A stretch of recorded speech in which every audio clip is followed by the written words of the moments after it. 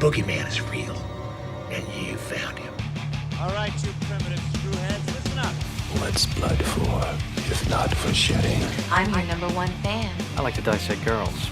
Did you know I'm utterly insane? We all go a little mad sometimes. Be afraid. Be very afraid. 7 days. I am Dracula. We have such sights to show you. Boy! I said, I'm not gonna hurt you. I'm just gonna bash your brains.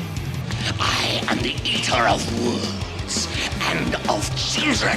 What's in the fucking box? They're coming to get you, Barbara. One by one, we will take you. Never get out of bed again! You gotta be fucking kidding. It rubs the lotion on its skin or else it gets the hose again. Welcome to prime time, bitch!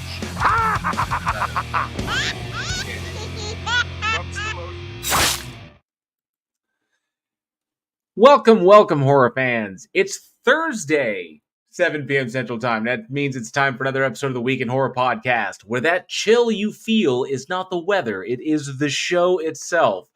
And if you, dear horror fanatic, are listening to us at the top of the week, remember we do this live every preceding Wednesday right here on YouTube. We hope to see you in the live chat.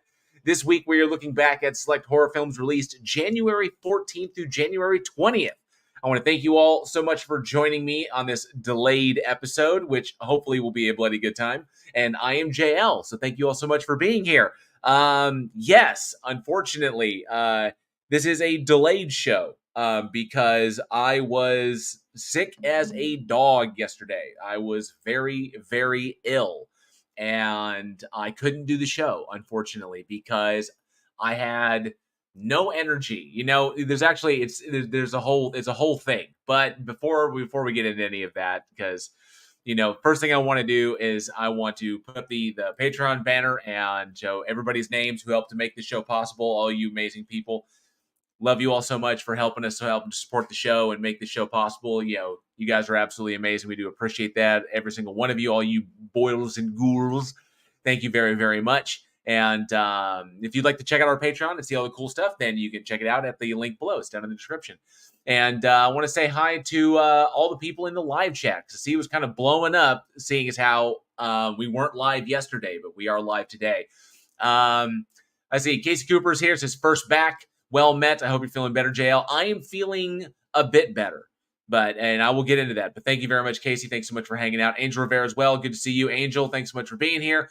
Angel says, JL, hope you're feeling better. I am on the same boat, but with the big C. Oh, I definitely hope that's not as serious as it can be. And I hope that you're doing well and treatment's working, everything. So keep me abreast. Love to hear your good prognosis. Raven Darkstar, good to see you, Raven. Thanks so much for hanging out tonight as well. I see. Ooh, it's snowy and cold up in Michigan. Yep. I heard it's pretty gross. Let me see who else we got here. Travis Brown is here. Says, hey, everyone. Hope JL is doing all right from the sickness before when evil lurks him. Yeah. It was not good. Paracord Princess is here. He says, wasn't this supposed to be on last night? Yeah, I unfortunately was not live yesterday. I am live today. So thank you, Paracord Princess, for being here tonight.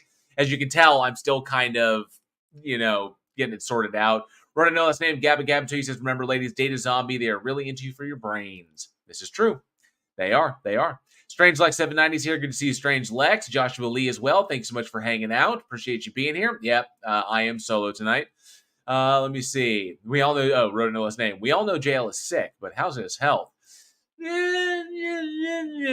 So, all right. Left-handed Jedi, good to see you. Thanks so much for hanging out, bud. So many amazing channel members I see in there. And of course, all these members of the Army of the Dead, you too can support the channel via channel memberships here on YouTube, and you can unlock all the cool emojis, all the cool horror icons that I made for you in the channel. So I hope you guys dig those. So thank you all so much for all that support. I see a whole bunch of green in the chat. Thank you very much. Let me see who else we got here. Yes, it's still a little pale. I was flushed yesterday. It was not great. It was not good at all. But I appreciate you. I appreciate y'all being here. Sarcasm, good to see you. Thanks so much for being here. Ivy Gentry as well. So good to see you. Let me see. Oh man. Oh, Josh, you're not a downer. Yeah, this you can't possibly be a downer here, especially when you have a host that's like not 100%. So I'll try and make this show as entertaining as possible. I don't know how entertaining it will be because, you see, I'm kind of like, yeah, I'm not medicated or anything. It's about energy and, is the energy back? So pretty much what happened, like the past week, apparently, Angela picked up something at the office, or we think that she may have picked up something at the office because there's something that's going around up there. And she unfortunately brought it home, and I was trying not to get sick. And unfortunately, I picked it up, despite the fact I was taking as many precautions as I could. And I thought I was doing okay, and then all of a sudden, it hit me like a freight train. So that was shortly after the show last week, and then it just like hit me overnight, and all of a sudden I felt like crap, and then I had no gas whatsoever in the tank, and I spent like 2 days like that. And it just wasn't recovering as fast as I usually do. And I was kind of like, what the heck is wrong with me? It's like, what the heck's going on?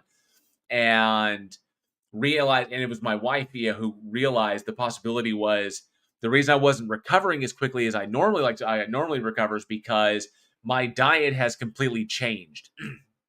And because my diet has changed to reflect, kind of like new lifestyle habits, she surmised that I wasn't getting enough nutrition, and because I was sick, and I was like, I was sick, and I was kind of bedridden, and I was just like, I had barely any energy to move around, that I had nothing, like I had no gas in the tank whatsoever, so my body didn't have any energy to kind of recuperate from. And so on the third day, when I was kind of like, this is, and I was like, I was achy and just gross. It kind of felt like the flu. I don't normally get the flu, but it could have been. Not 100% sure. I didn't have like all the sinus stuff like that. It was just body aches, chills, no energy whatsoever, like lethargy. And it was just like, oh, what am I going to do? And a little bit of upper respiratory nonsense, but wasn't too extreme. It was just like, you're just hacking stuff. It's just gross. And then eventually, broke down, and I was eating, but I wasn't eating as much because I really didn't have an appetite. And so I was eating my normal stuff that I eat, and I broke down, and my wife got me. It's like, maybe you need to eat something. I was like, yeah. So I broke down, and I had a Brooklyn style Italian sausage and jalapeno pizza myself. And within 30 minutes of eating that, I felt like I did like a turnaround. Like, wow. Like, it's so much better all of a sudden. I was like the energy came back. And I was like, I almost feel normal again. And so I was like, oh, wow, I'm actually feeling a hell of a lot better. Like, everything started feeling normal again. And so I crashed, went to bed. And then when I got back up, I was like, I'm still feeling like this. And so I had a burger today. So totally not in my in my structured diet plan. The plan that I've been following for the past 7 months, and it was like weird. So, but now I'm feeling somewhat there. I would say I'm about 85% as far as my energy levels go and how focused I am. And so that's what's going to make this solo show kind of interesting. It really, really will. I don't know, but I'm feeling a hell of a lot better than I was, because yesterday before the show, because I ate that pizza like after the show, because it was about 6 o'clock. Maybe it was about 6, maybe about 5, in between 5:30 and 6. I realized that I had nothing. I had no energy whatsoever. I couldn't look at the screen for long because my eyes were hurting. Like I had eye pain, which is weird. It wasn't like photosensitivity. It wasn't like light sensitivity, but whenever I moved my eyes around, whenever I looked around, like I was looking from screen to screen, my eyes were killing me. So, but they weren't dry. It was weird. So I was like, my eyes hurt, my body aches all over. I have no energy, and I couldn't like focus. So like trying to focus on the movies that we watched there and talked about it, I wasn't there. I'd have been like, I've been all over the place. So it would have been a terrible show. So I was like, I can't do that. I've got to, solo. I didn't, I got to push it. So I pushed the show to tonight, and hopefully I'm going to do a lot better. As you can tell, I don't sound bad. The upper respiratory crap is pretty much gone. So I'm not like hacking stuff up anymore. It's just a matter of like energy levels and being able to focus on shit. So Casey Cooper says, you need some protein jail. You should have drank a wee dram of blood. Oh, thank you so much. Need a little iron in my system, right? This is why chicken noodle soup is best for illness. Hydration, starch, protein, vegetable, vitamins, and minerals. I apparently wasn't getting enough of what I needed for when I was sick is the problem. I get plenty of energy on my normal day with what I eat, with what, with the times I eat during the day and what I was eating. Plenty of energy to do my workout and do all the stuff and stay focused and sleep and get plenty hours of sleep. But man, oh man, I ate that spicy sausage and jalapeno pizza with hot sauce and everything. I doused that sucker in hot sauce. I felt like just like a totally different person after like about 30 minutes after I ate. I was like, I feel great. Angel Vera says, "We gonna have you lost weight? That sure looks a little bigger on the shoulders." So, a few people have noticed. A few people have said some things, and I kind of haven't been. I'm trying not to. I was trying not to make a big thing out of it. It's like, hey, look at what I'm doing. This is all amazing. It's because it's not like, well, to me, it didn't seem like something to to focus myself and be like, hey, look what I've done. It's this huge accomplishment because I've done it before in the past. So right now I'm down just shy of 90 pounds. So I've managed to drop. I'm getting closer to my target weight. My target weight is still a little ways away, but I'm down almost 90 pounds. So I'm like 86 is where I'm at right now. So I'm down about 86 pounds and closing in on my target weight. And when I eventually get there, I hope to get there soon. So it's not, so my some of my shirts are fitting a lot better than they did. As a matter of fact, when I haven't been able to do that in a long time. Like that. That's just weird. This is more like one of my favorite rings, and I haven't been able to do that in forever. So I was really proud of that. So I'm really pleased with that. I realized you kind of wake up one day and you kind of like, I've got to do something because it's just not working for me anymore. I've got to do something. And so it kind of like, it clicks. One day you wake up and you're kind of like, yeah, I need to do something about it. So I did it. And I was like, I need to drop. And so that was it. So can you also do taking your thumb off? I haven't done that gag in so long. I can't. Can I? No, I'm probably not at this angle. So thank you so much, Sarcasm, for gifting 5 memberships to the Army of the Dead. Thank you so much, Sarcasm. Appreciate that. You rock. Thank you so much, Angel Rivera. Appreciate that very, very much. And thank you, very generous, Sarcasm. Thank you very much. Appreciate that. Take your bows whenever you can. Thank you very much. But yeah, it's just been, just steady every single day, back in the gym, eating what I need to be eating, not eating what I don't need to be eating. Like I said, like a full pizza and like a hamburger today, not normally what I used to eat that back in the day, but not normally what I was eating in the past like 7 months. Since I started June of last year is officially when I started. Was June of last year. And so I'm 86 pounds down since June. It was short. It was like I started weighing myself in the Monday after my birthday. It was the Monday after my 43rd birthday. And I was kind of like, it's time to like get my shit back in gear because I just let myself go and I'm done with it. So yeah, when I got a scale a few weeks ago, I lost 60 pounds. It was a big surprise. There you go. Awesome. Oh, Travis Brown's a full slice or whole pizza? Whole pizza. Whole pizza. I don't do like the one slice thing. Even this, I mean, come on. Me, I don't do the one slice thing now. One slice would be like, what is this? So, but yeah, it would be like Amy Poehler, it's like, come on. I'm an alcoholic, not a Barbie doll. So, but yeah, very funny, wrote it. So, but yeah, I finally got I got some like food in me. Well, you say a pizza is food. Pizza is food. Sausage and jalapeno and all that stuff. And it wasn't a bad one. It wasn't like, it was a well-made pizza, but nonetheless, I got some actual food in me and I felt better. And now I have some more. And I was like, so I'm running off of the burger that I ate just before the show. And so I'm feeling a lot better than I was. So hopefully this will be an okay show.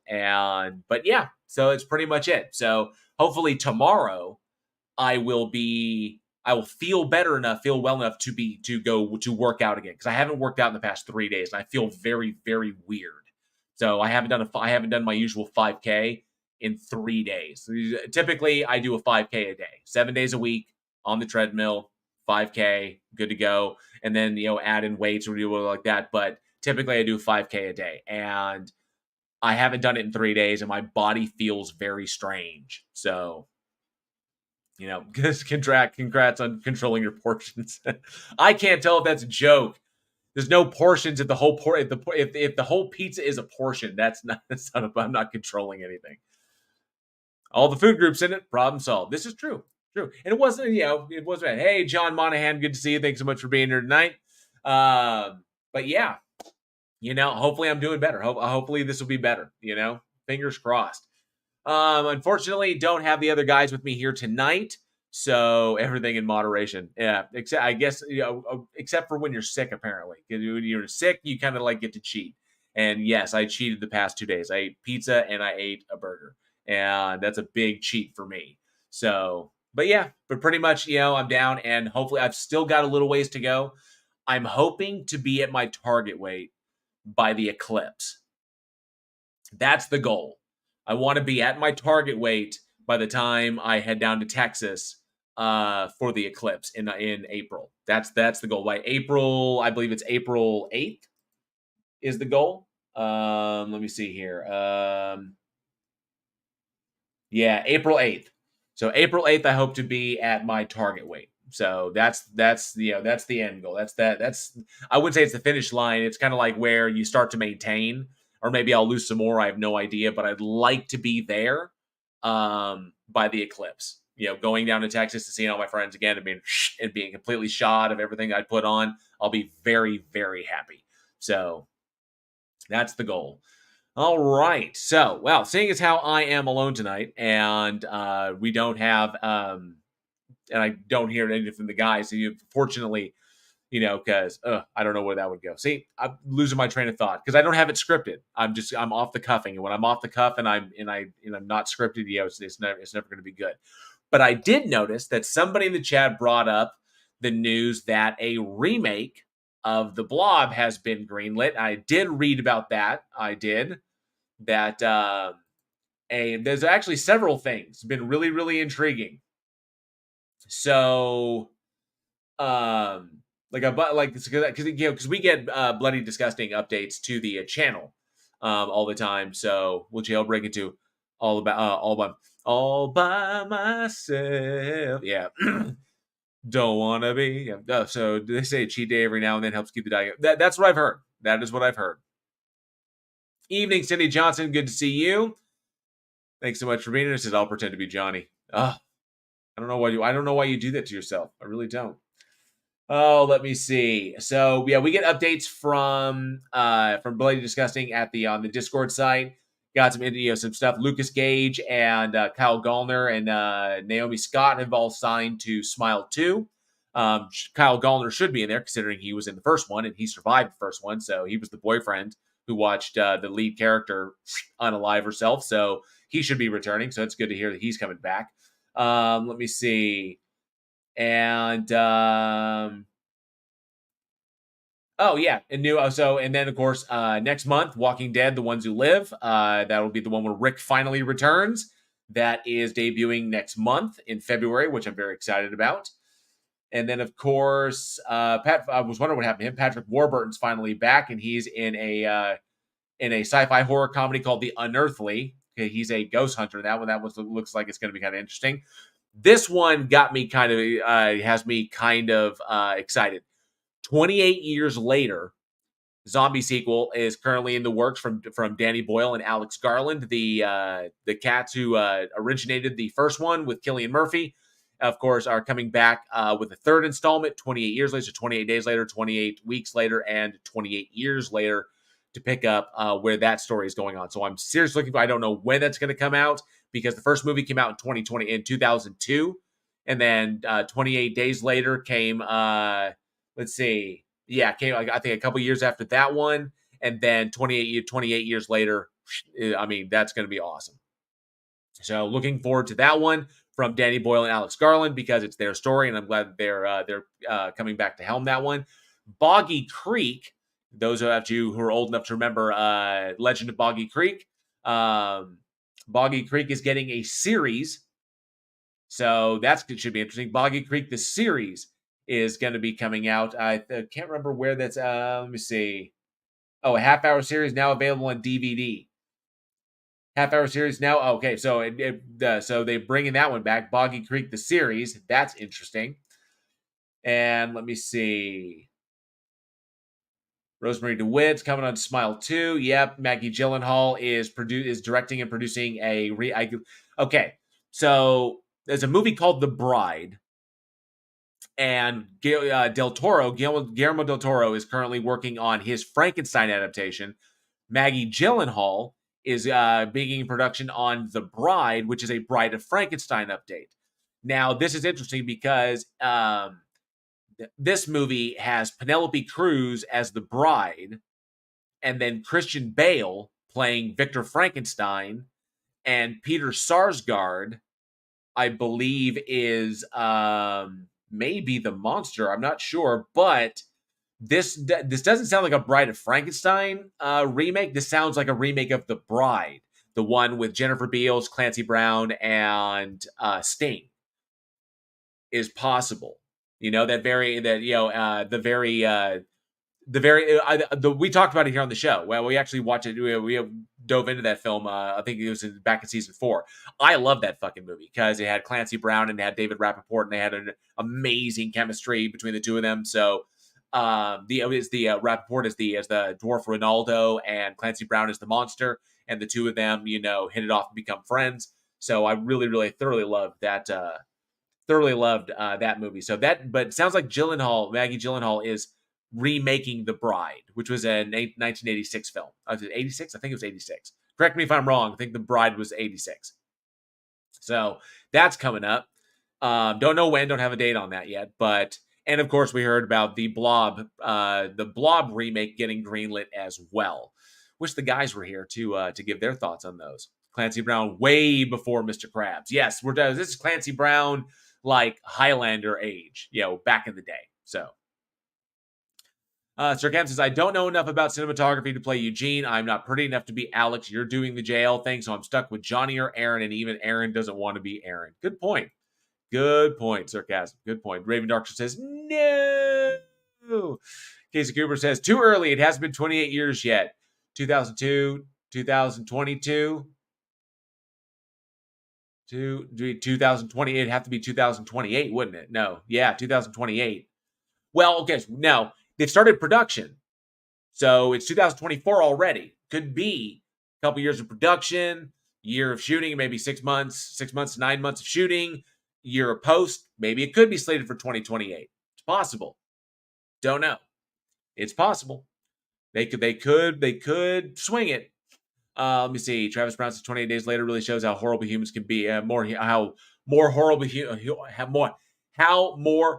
humans can be than the rage virus. Yes, you're very correct, man. Told you. Not all there yet. Lieutenant Jay says Al Condi on Netflix is an interesting vampire flick. I heard interesting things. I have to check it out. Yes, Operation Free World. Yep, live today. Yep. That's another thing that gets me. Travis Brown brings up the 88 Blob remake will be the best. This was interesting is that's kind of a missed opportunity because the original Blob came out in 1958, and then 30 years later, 1988, was the Blob remake that you're talking about. And so that would be, let me see. So it would be, 88, 98, 2008, 2018. They already missed the 30-year mark for that one. Yeah, it should have been like every 30 years they remake the Blob. But apparently they're going to be remaking it this one. So 2002 to 2030 for 28 years. Thank you, Casey Cooper. I told you, man. It's not there. It's not there tonight. So it really isn't. Oh, another Halloween reboot. Haven't heard anything about a new Halloween reboot. I haven't heard anything about that, Joshua Lee. I have to check that out.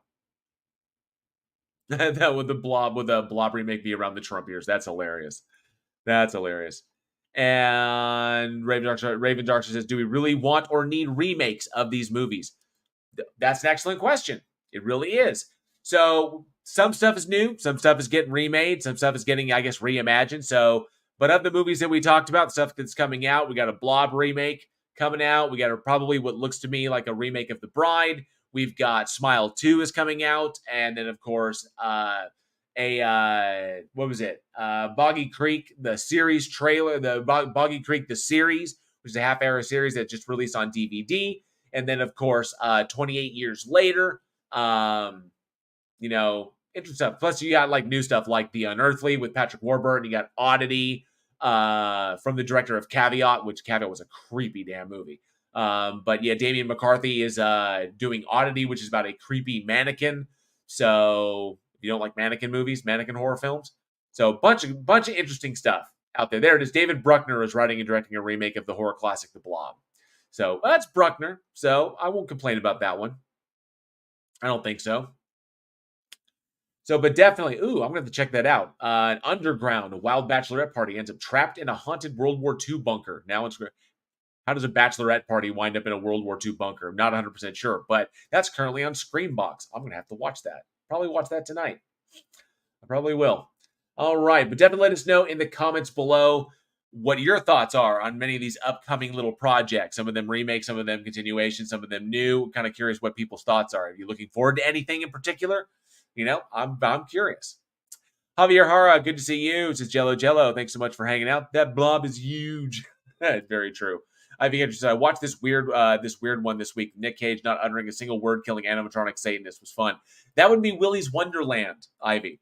Yes, Willy's Wonderland, where Nick Cage didn't have a single line of dialogue and still manages to chew the scenery with every single take. I happen to enjoy that one. I like Willy's Wonderland.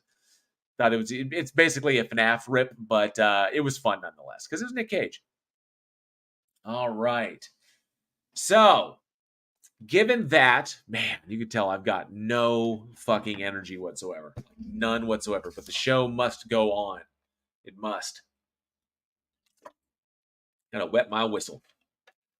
Nick Cage, that one's sounding interesting. In Long Legs, where he plays a serial killer. That one could be good. Kind of looking forward to that one as well. Yeah, because I'm still a Nick Cage fan. So is Johnny. He won't admit it, but he is as well. But given all of that, okay, gotta focus up. Gotta get the energy up. Red leather, yellow leather. That kind of thing. All right, we got horror movies to talk about. We got some movies to talk about tonight. This is hopefully JL is too weak for the trivia air horn tonight. Oh, I'll never be too weak for the air horn tonight. B. Blanco, good to see you. Thanks so much for hanging out tonight. I appreciate you being here. Really, really do. All right, so how about we, forsake, because it's, I don't have any other castmates here. So how about we just dive right in to tonight's selections. I hope you all got to watch these, considering I gave you an additional day to watch these ones. Sarcasm says, I have decided that I will watch Renfield after the stream tonight. Very cool. Renfield wasn't bad. It wasn't bad at all. It was, popcorn flick. It's pretty much what it is. I mean, Nicholas Holden's not too bad. But it was entertaining. It was an entertaining little film. All right, so the first film that we have on our list tonight, released January 14th, 1970, we have the Dunwich Horror. So it's Lovecraftian. It's got my attention. Let's check out this trailer. Let's cue up the terror tube.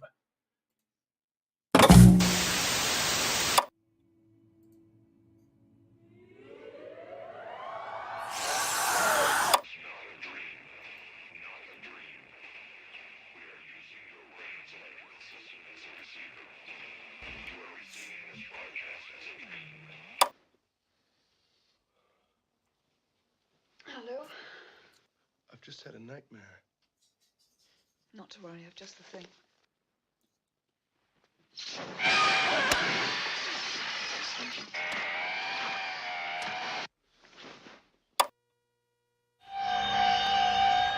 The nights are darker.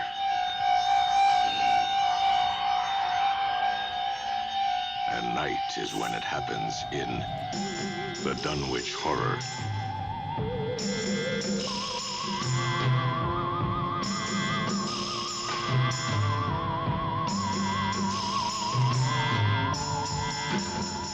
Come back, old one, princes of darkness. Al, what are you doing? The earth. The Dunwich Horror, based on H.P. Lovecraft's terrifying tale of those who explore the unspeakable. Starring Sandra Dee, Dean Stockwell, Academy Award winner Ed Begley, Sam Jaffe.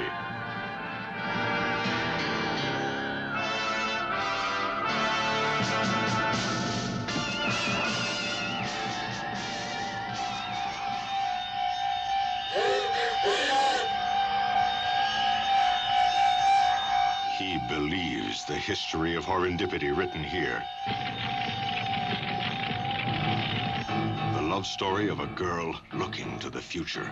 She looks, Sarah Paulson looks so much like her. Dedicated to the mysteries of the past. Unintentional smiley face. He invokes the unspeakable. Yeah. Sata. She invites it.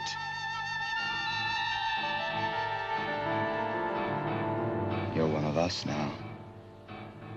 One of us. One of us.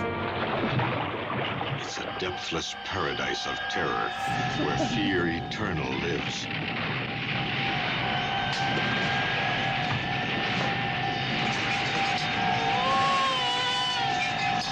And the dead come to life. I've never heard anything like that.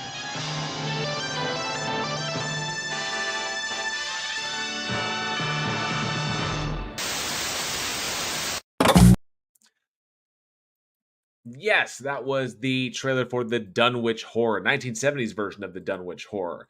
So, directed by Daniel Haller, screenplay by Curtis Hanson, Henry Rosenbaum, and Ronald Sulkowski, based on the Dunwich Horror by H.P. Lovecraft, and starring the legendary Sandra Dee, Dean Stockwell, who you remember from Quantum Leap, Ed Begley Jr.'s father, and Lloyd Bachner, Donna Bacala, Joanne Moore Jordan, and Sam Jaffe. Got some legendary names in there.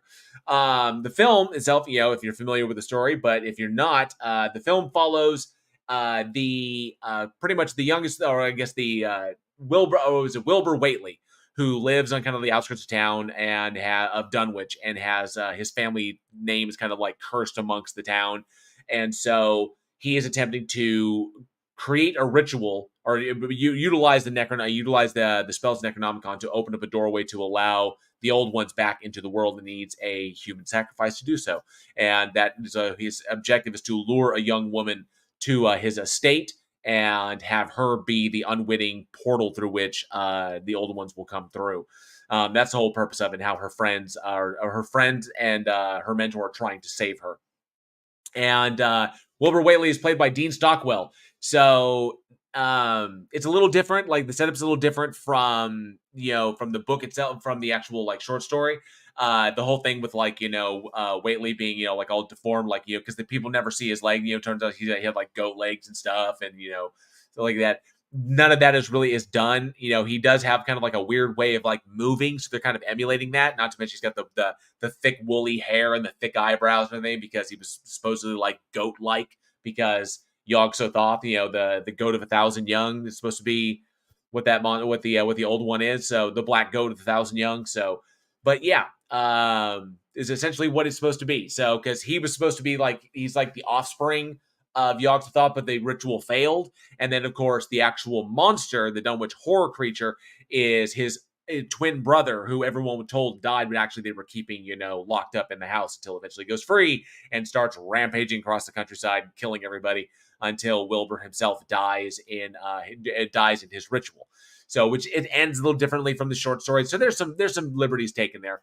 One thing, there's one big thing you can't help but point out was, it's still weird seeing Dean Stockwell with a 70s mustache. He was so 70s. Okay, that this plays into it. Is the thing that got me was the absolute unintentional hilarity of this fucking movie. I love Lovecraft. I eat it and I breathe it. It's literally the inspiration for most of my writing. Raven Darkstar, I sent you something over Discord based on a comment that you said. So I sent something via Discord, so I think you might dig that, just to give you a heads up. Don't want to spoil anything. But, I also know Lovecraft quite well. And while I did not mind the changes to the story to kind of update it from when the Dunwich Horror was written, I don't mind them taking those elements and, making a little bit, modernizing a little bit more, obviously to try and sell it to a new era. The problem that I don't even have a problem with the special effects and how they portray things, like the weird, like colored negative version whenever the actual horror was about. It was like, and everything went like, reds and blacks, and like whenever that happened, I had no problem with that, because it was the best way they could convey the way the monster was seeing reality, or people were looking through its eyes and stuff. And an H.P. Lovecraft short story, it's only 3 sentences long. Good point. Excellent point. So I don't mind any of that, because it's 1970. What the fuck were they going to do? So I appreciate them trying to do that. My biggest issue, even the kind of like, god of shockery head that appears at the end in the clouds when the ritual it fails, I found was with the snakes and shit like that. Oh, it's just a distorted face with snakes and shit, which is not what Yog-Sothoth looks like. But nonetheless, the problem was all the unintentional hilarity in this fucking movie. You caught one of those moments in the trailer. In the trailer, I pointed it out when he opens up. He does the whole thing. He opens up his shirt, and it's like all the runes and shit. And you see that right there, smack in the middle, unintentional smiley face. Like a smiley face right there, because it's all divided in these sections, and you got eyes, nose, and then an upside down rainbow, which looks like a smile. So it's like an unintentional smiley face. It was little things like that which I laughed my ass off. I was torn. Half of me was like looking for all those cool little references to Lovecraft's work, which there. They never mentioned Miskatonic University, but that's definitely Miskatonic University. They did mention the Necronomicon out loud, not the Necronomicon you're familiar with, but that's essentially it. So, they mentioned the Necronomicon. They mentioned, Dunwich, which is one of the little towns he created, along the lines of like Innsmouth and a number of other of his little hamlets. And then, of course, the Whately family and what went on there. And of course, the fact that the monster was invisible at the end. There was a bunch of really, really good stuff in there, but a lot of little fucked up things that were just funny as shit. And I think one of the funniest ones was the casting of Dean Stockwell himself. Physically, I could believe Dean as in this role. I could believe him as that role. Physically, he looked Wilbur Whately. He could move like you would expect him to move. So as an actor, Dean Stockwell was extraordinarily talented. I have no doubt he could do it. My problem was his delivery of the lines. And now I know that Dean Stockwell can do a line reading. I know that he can do a characterization. He brought everything to it. The problem is what he was saying and what he was trying to convey in what he was trying to convey. The Wilbur of the book is very gnarled and smells bad and is just not. There's obviously something not human about him. That's why people shun him. That's why people don't want to be around him. That's why he's shunned from the community. That's why he's ostracized. That's why he and the family were ostracized. It's because there's something very, very wrong with Wilbur. This guy, he could pass amongst anybody. He just looks at people really creepy, like less viciously. Ugh.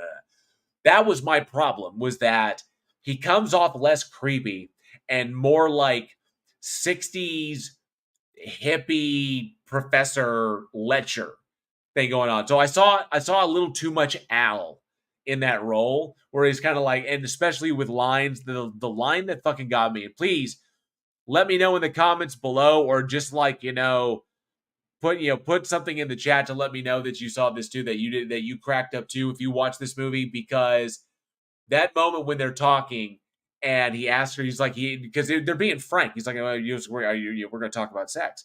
And he's like, so do you mind if I ask you a question? She was like, no. And he's like, go ahead, shoot. And he was like, what do you think about sex? And then Sandra Dee thinks about it for a moment. I think it's great. And he looks over at her like, so do I, Nancy.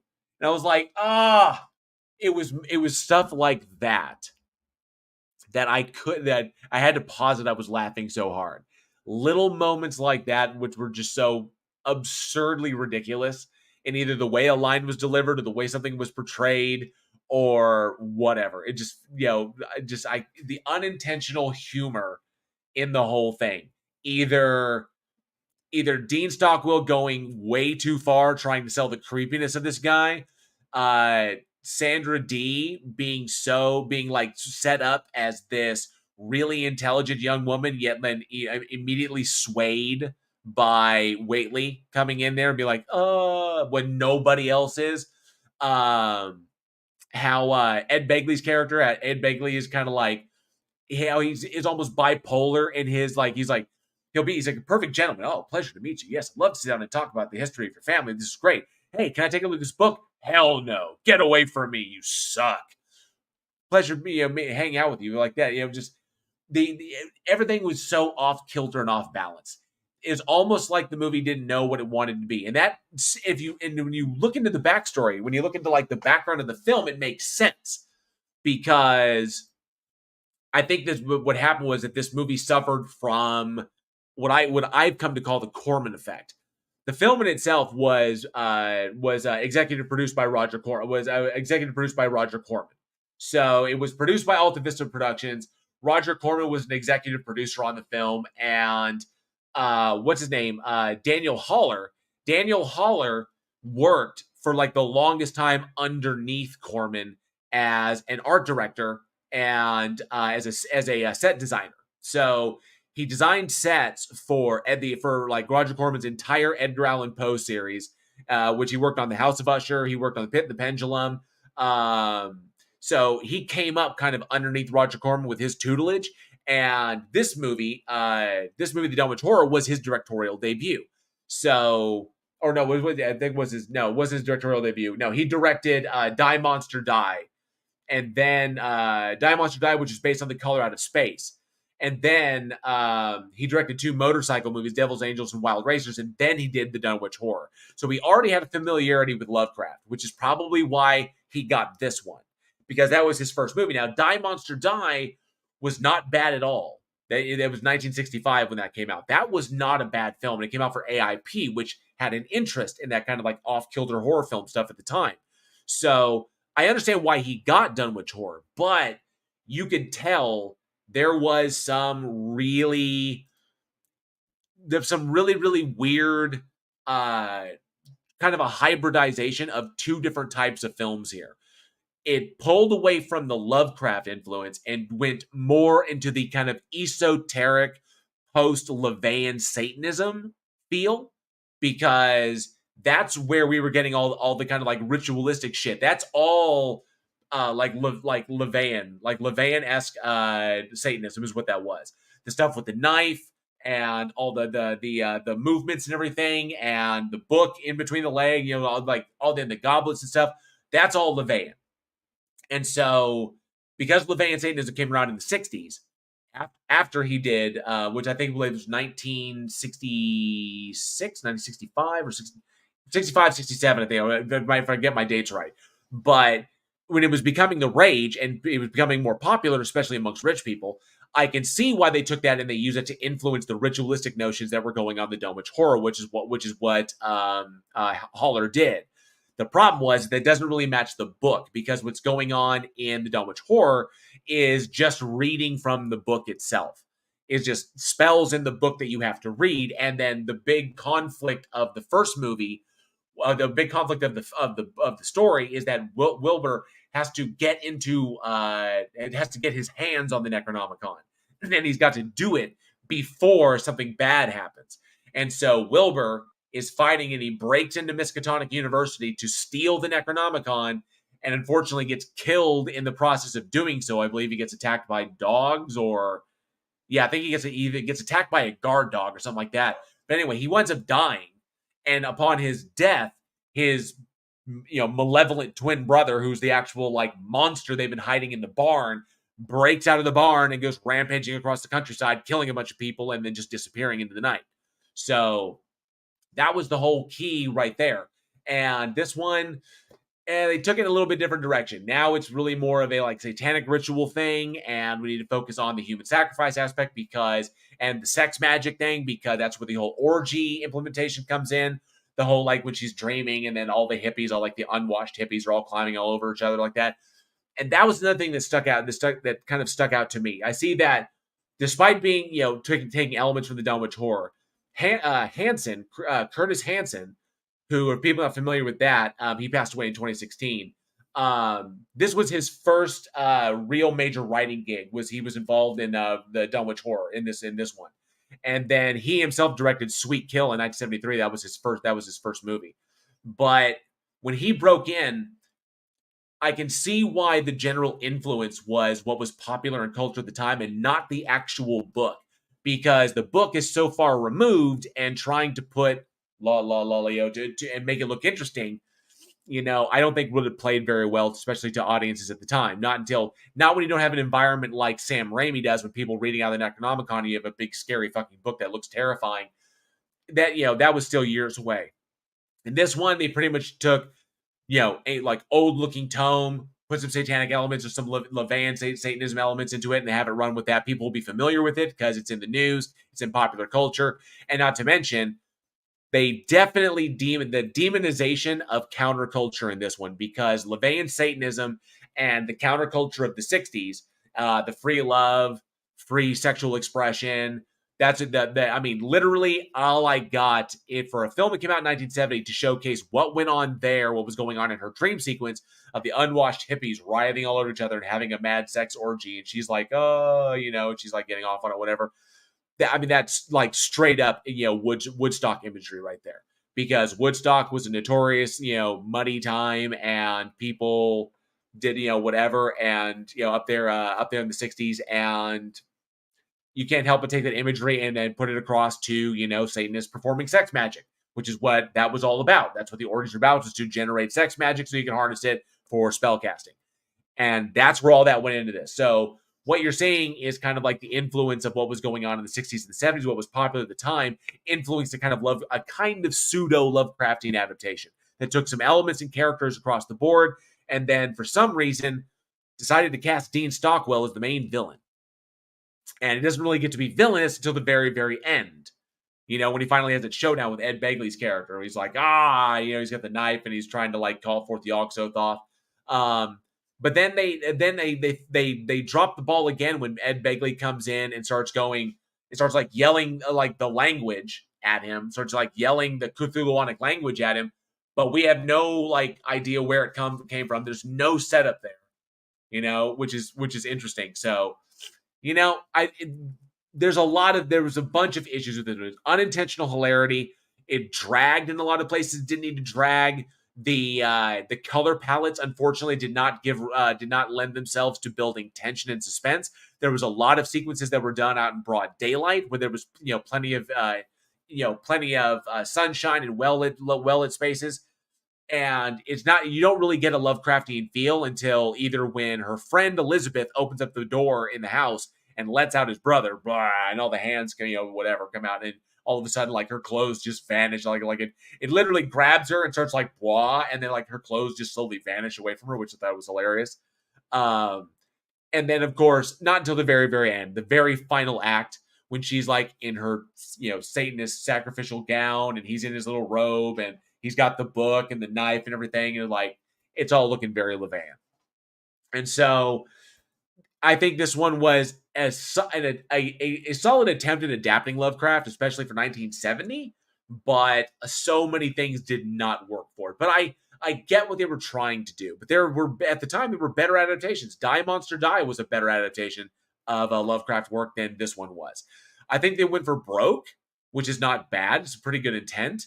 I like that there were some elements of some other stories that were played in there. You see the kind of Corman effect there, where it's don't just take directly from this one, take from all of Lovecraft's oeuvre, and then try to like pepper elements in there to kind of create, give the idea of an expanded universe. The whole like gas station sequence, that was totally Shadow over Innsmouth. There's a bunch of stuff which I found kind of intriguing that that Corman tried to like pepper it in there to kind of like make it his own. Do the same thing with Lovecraft that he did with Poe, but Lovecraft's a little bit of a different monster than Edgar Allan Poe stuff. Whereas Poe was more poems and prose and and the macabre and tales to sinister tales. Lovecraft's cosmic horror is really better to be read than it is to be seen. Except for nowadays. Nowadays they've been knocking it out of the park, but back then, it'd be really, really tough to convey that kind of ideology across the screen, or that kind of like mental state or emotional state across the screen. It would be really, really tough, especially with limited practical effects. And all you can really do is like play with the color, play with the film stock or play with the coloring itself. So, Lovecraft's cosmic horror. Yes. Adapting Lovecraft's cosmic horror is fucking brutal. It's hard, to try and adapt his storylines across. It's very, very difficult. To try and generate a sense of cosmic dread in a movie is very hard. That's one thing I'll say. Even as much as I love Color Out of Space was great. Generating persistent cosmic dread, even that movie didn't do it. There were moments where it did quite well, where I was like, oh, you could kind of feel the tension, but I just didn't get it. Not cosmic horror. There are atmospherically horror, like terrifying films. 1408 is a brilliant example of like atmospheric terror. They like the Kafka-esque room that he's trapped in, that reflects all of his sins back at him because there's nothing else there to reflect him except for himself. So that's a deeply atmospheric film. One of the films we're going to talk about tonight, deeply atmospheric film. But real, true cosmic dread, very, very hard to pull off. They tried. I'll give them that. They tried. I just think that a little bit less unintentional hilarity, taking things a little bit more seriously, and then of course recast Dean Stockwell. It's not that he's bad. It's just that I don't think he was right for this part. But I admire him for taking it, because how many villains did he ever play? Don't see him play a bunch. And so he got the opportunity to really kind of flex his wings and really come out there and try to be a good screen villain. And, for what it was worth, I mean, he fairly succeeded. It just wasn't so much a Lovecraft horror film. Sarcasm says, I honestly think that The Thing captures the Lovecraftian vibe very well. It does. The Thing and In the Mouth of Madness. Thing and In the Mouth of Madness, those both capture cosmic, because John Carpenter is very good at capturing cosmic horror. He's just really, really good at it. So, an adaptation of The Nameless City. Oh, hell yeah. Or my favorite, The King in Yellow. Yes. Bring us some Haster. A little bit more than True Detective gave us, please. Although True Detective was awesome. But yeah, that's true, Rodent. It was no Monos, the Hands of Fate. It absolutely wasn't. So, Mouth of Madness. Fuck yes, Raven Darkstar. Mouth of Madness, best Lovecraft I've seen. Actually, okay. I'll say it's up there in the top 5. One of the best Lovecraftian horrors I've seen, Black Mountainside. If you haven't seen it, Black Mountainside is fantastic. That one was kind of like reverberating cosmic horror throughout. I mean, that one got really close. But it was so well done. Well acted, good practical effects, very fucking creepy all the way through. So, Event Horizon was good too. You're right, Left-Handed Jedi. Absolutely was. It was. So, the kicker about this one is, you can see it's an early attempt to really try to bring a cinematic quality to a Lovecraft story. They went for broke. Excellent, like the shooting locations was up there. They shot up in New York, up in coastal New York, and the time that they shot looked fantastic. Little seaside shanty town, little seaside town out of the way. You can tell by some of the I figured out where it was because some of the shops still have the name. It was it started with an F. Something like, but it's like literally a little town over off a beach up there in northeastern New York State is where they were shooting that. So, but you can tell it has the dull, the kind of like dull gray of the Atlantic at the time of year. So it looks perfect. Perfect place to shoot. Excellent locations and decent acting through it. Senator D is always great, and that's true. Joshua Lee. King in Yellow is not Lovecraft. It's technically Chambers. I am aware of that. Although it is in the same vein. It was written because Haster was mentioned, and then Richard Chambers actually expanded upon it in The King in Yellow. So I do recall. I do remember that. So, but nonetheless, the one thing that I will say this. I wasn't too much a fan of them. It wasn't so much that they were like openly demonizing the counterculture and LaVeyan Satanism. I think they were using it because it was an easy pick. It's an easy target.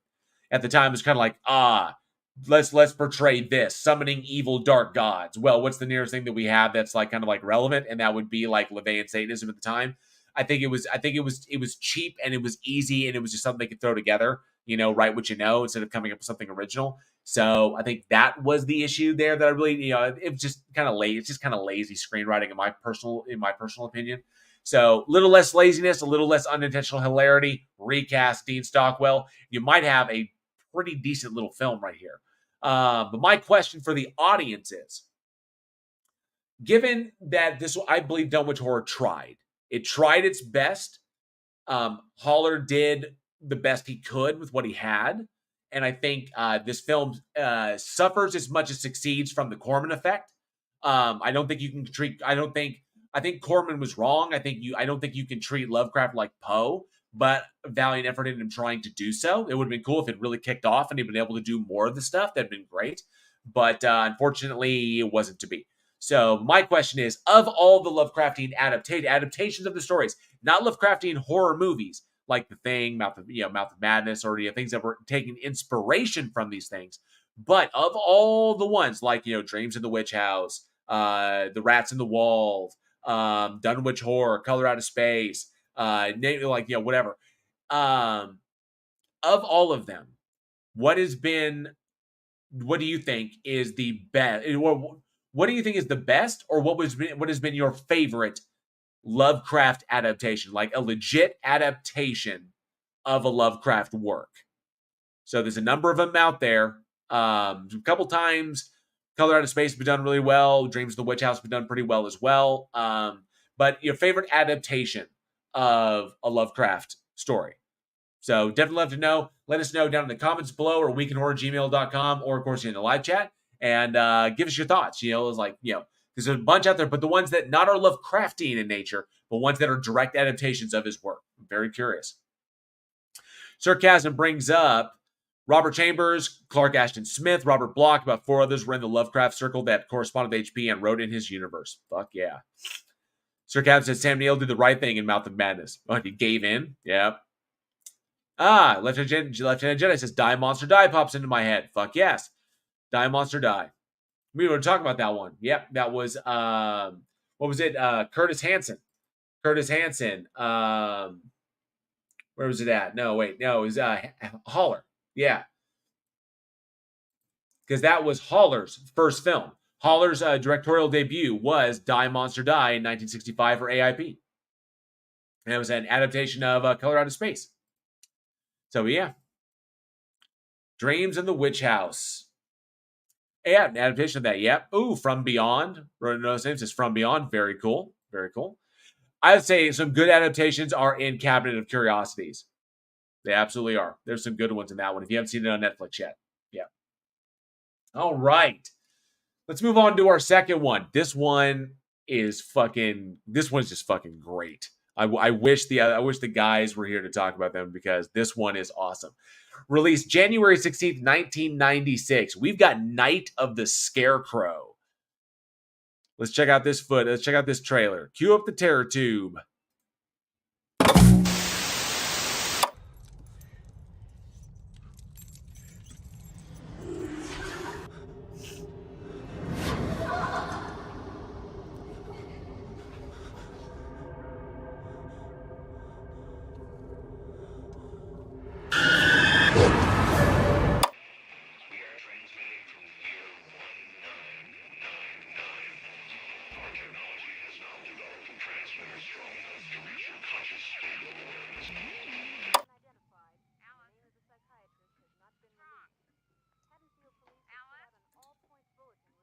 Who is it?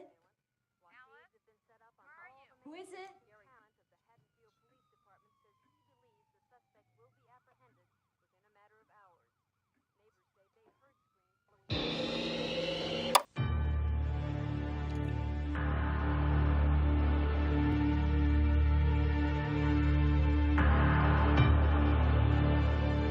Where the corn grows high lies an evil secret.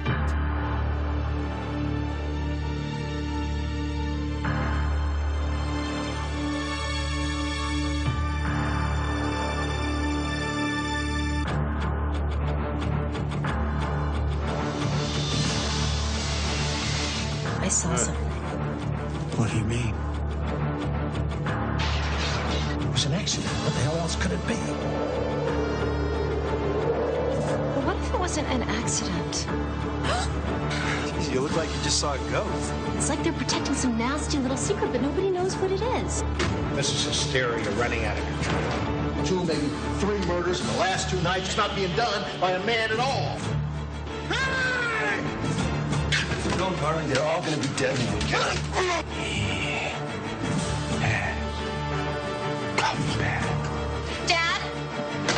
He will become human again. Dad? No one can stop his power.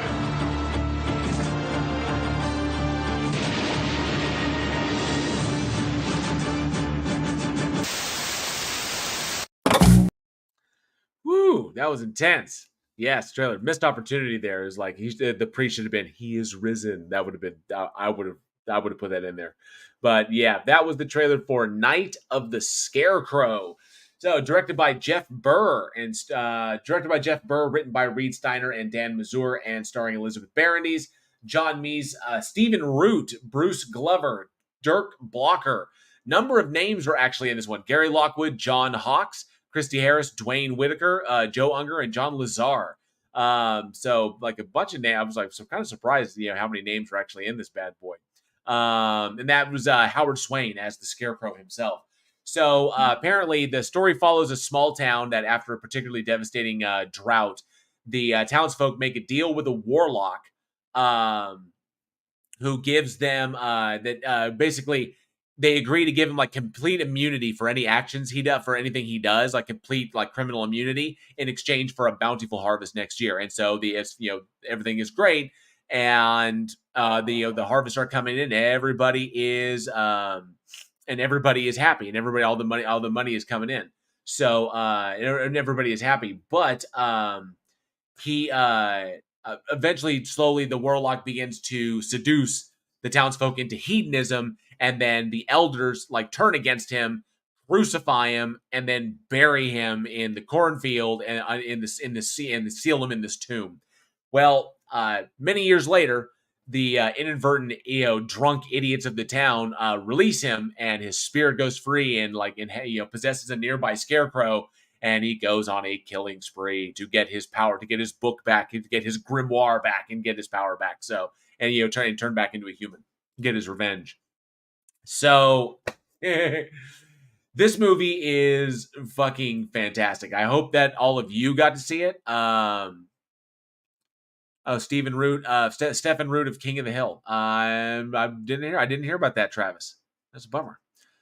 The Lack of Elephant's Eye was just one of the Lack of Elephant's Eye.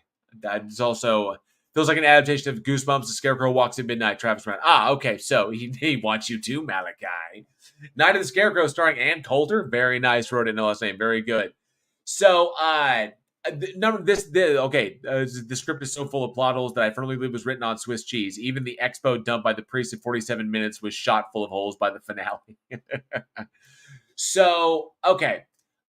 So it's so full of plot holes. I didn't see any. I didn't catch any plot holes myself. First and foremost, I gotta say that if you haven't had the opportunity to see this is an underrated 90s slasher gem, is what it is. Like completely underrated film. I thought this was absolutely fantastic. Yeah, Stephen Root is still alive. Yeah. But yeah. One thing I dug the most about this movie came out in 1995, and there are elements that are kind of like the what Jeff Burr and Reed Steiner and Dan Mazur did. What the writers and director did is they took some excellent elements from a number of other movies that came out in the late 80s and the early 90s that really, mostly in the early 90s, that really, really inspired this. There were elements from Terminator, elements from Species, elements from Nightmare on Elm Street, Friday the 13th. There was a bunch of Texas Chainsaw Massacre. There was you could tell lots of little pieces here and there that were definitely inspirations for a lot of the shit that we saw in this particular film. And I thought that was really good because they weren't straight rips, but you could tell that the energy was there. The cinematography is completely different, but they do convey kind of the same stuff. And that makes sense given that Jeff Burr was, he passed away, unfortunately. Director Jeff Burr passed away in 2023, October of last year. And people would be familiar with him because he did Stepfather 2 and Texas Chainsaw Massacre 3, Puppet Master 4 and 5, and Pumpkinhead 2. So familiar with, some of the big monsters, the legendary monsters and shit. But yeah, plus I think his second feature film was From a Whisper to a Scream. So, but yeah. Burr was an excellent director, and I thought he did fantastic work on this one. I loved every single moment of it. I thought that I wish I'd gotten one with a copy with better quality, but I thought I dug this one a lot. Shinshu, good to see you. Says he who walks behind the rose is not amused with this. Okay, so I'll give it this. One, it's a slasher film. It absolutely is a slasher film where the Scarecrow's doing the slashing. Now, the Scarecrow was also, glib and funny. He cracks jokes, shit, very much a Freddy Krueger style. He's absolutely unstoppable, very similar to Jason Voorhees. There are some stalking moments and some energetic build-up moments that are akin to fucking the Terminator. There is the sequence in the van that goes down with the van between John Hawkes and his girlfriend, which is definitely Species. There is some torture shit that's going on and some body horror stuff that's very Clive Barker, very Hellraiser. Some of those sequences I thought were extremely well done. Like the sequence in the van, I will say this movie has a show tits take crits scene like I ain't seen in a long fucking time. That girl did not fucking deserve what happened to her. All she did was get in the back of the van and show some boobies. And man, she got mistreated for that shit. That was fucking hardcore. The whole out the boobies and out the face and, and she's still alive and then dragged off into the field and sucked down into the earth. That shit was fucking cruel. I think the only character I've seen who I think the most recent character I could think of that went out so unnecessarily hard was Katie McGrath's character in Jurassic World. When she is grabbed by a pteranodon, flown into the air, dropped into the water in the mosasaur pit, picked up again to be carried off and eat, and then her and the pteranodon both eaten by a mosasaur. No one needed to go out that way. That was just uncalled for. She didn't deserve that. Just like this girl in this one, she did not deserve that. But I mean, I know the rule is show tits, take crits, but damn. That girl went out fucking hard. And that was savage. And I did not I thought that was just incredibly mean as fuck. Sarcastic examples. The only way to stop the warlock was to bury him under the stone, but they just smashed his bones. Another hole, you say? The warlock kills everyone who could tell him where the book was. So there was burying him under the stone was not the way was a way to contain him. The priest is the one that told them that the priest is the one who conveyed the information that they needed to bury him because the priest knew about it. The priest knew that they just needed to reinter him and then that would contain his ass. But it wasn't until they got the book that they figured out that they could actually burn his bones because that's where that information came from. So then when he was in the back of the cop car looking for a way to destroy him. That's when they come up with the idea to burn his bones, destroy it. Then they have to go back out to the cornfield. They have to go back to the cornfield to get his bones from the tomb. That's where he intercepts them and he throws them. And, he throws them down in the tomb. That's where he finds it. Shit like that. So that makes sense because it was two ways. Because number one, they wouldn't be able to put the stone back together. The tomb was broken, so they had to find another way to do it. Remember, the priest the priest knew that the thing was broken, but just assumed that they could just reseal him in there somehow, and then that would shut him down. But the priest was obviously wrong. That makes sense. And also, if you figure out, if you look at the way the character was written, if you look at how the character goes, yes, he's running around and he's like, look, where's my book? And then they don't say, and then he kills them because he figures, I guess, he can eventually just kill everybody because he's kind of like an immortal scarecrow. He'll find the book eventually. He's just trying to he's going to get his revenge and he's going to find his book. The two aren't mutually exclusive. He'll get his revenge. He'll find the book eventually. The faster, the better. But, if he's walking around as a scarecrow, he'll get it there. He'll get it eventually. So I can get that. He's like, it was like, well, if you're not going to tell me, I'm just going to kill you. Maybe in your pain, you'll give it up. But even if you don't, I get to watch you die. Just like when he stuck the straw on the dude's arm and it went all fucking Clive Barker shit. Went all Hellraiser and straw out his face. That was hardcore. There were some good moments in this one. I thoroughly enjoyed some of the kills. I really did. Thought there were some good moments. Sarcasm is in the back of the cop car with or without the cuffs that appeared and disappeared like magic. Now I'm sitting here trying to remember. Did he have him cuffed in the cuff? Well, he had him cuffed to the door. Like the sheriff cuffed him from behind. And then when we and took him out of the house, then next we see him, he's cuffed in the car. And then we saw him trying to fight to get his way free, but we never actually see him get his way free. But then we see that he is free, so we never see that. So that may be that is quite possibly a place where they dropped the ball. I'll give it that. Movie idea: the monster is afraid of boobies, so stripping is the only way to defeat it. That's cute. I like that. Let me see here. But yeah, so I will give it this. And another thing that stuck out to me. So this is one thing that got me that kind of like went in line with the Dunwich horror. So yeah, the kills and effects were awesome, and I loved the the whole sequence in the church when he's sewing his mouth shut and shit. There was some fantastic horror movie slasher shit going on in this movie. I thought it was great. Some really good moments.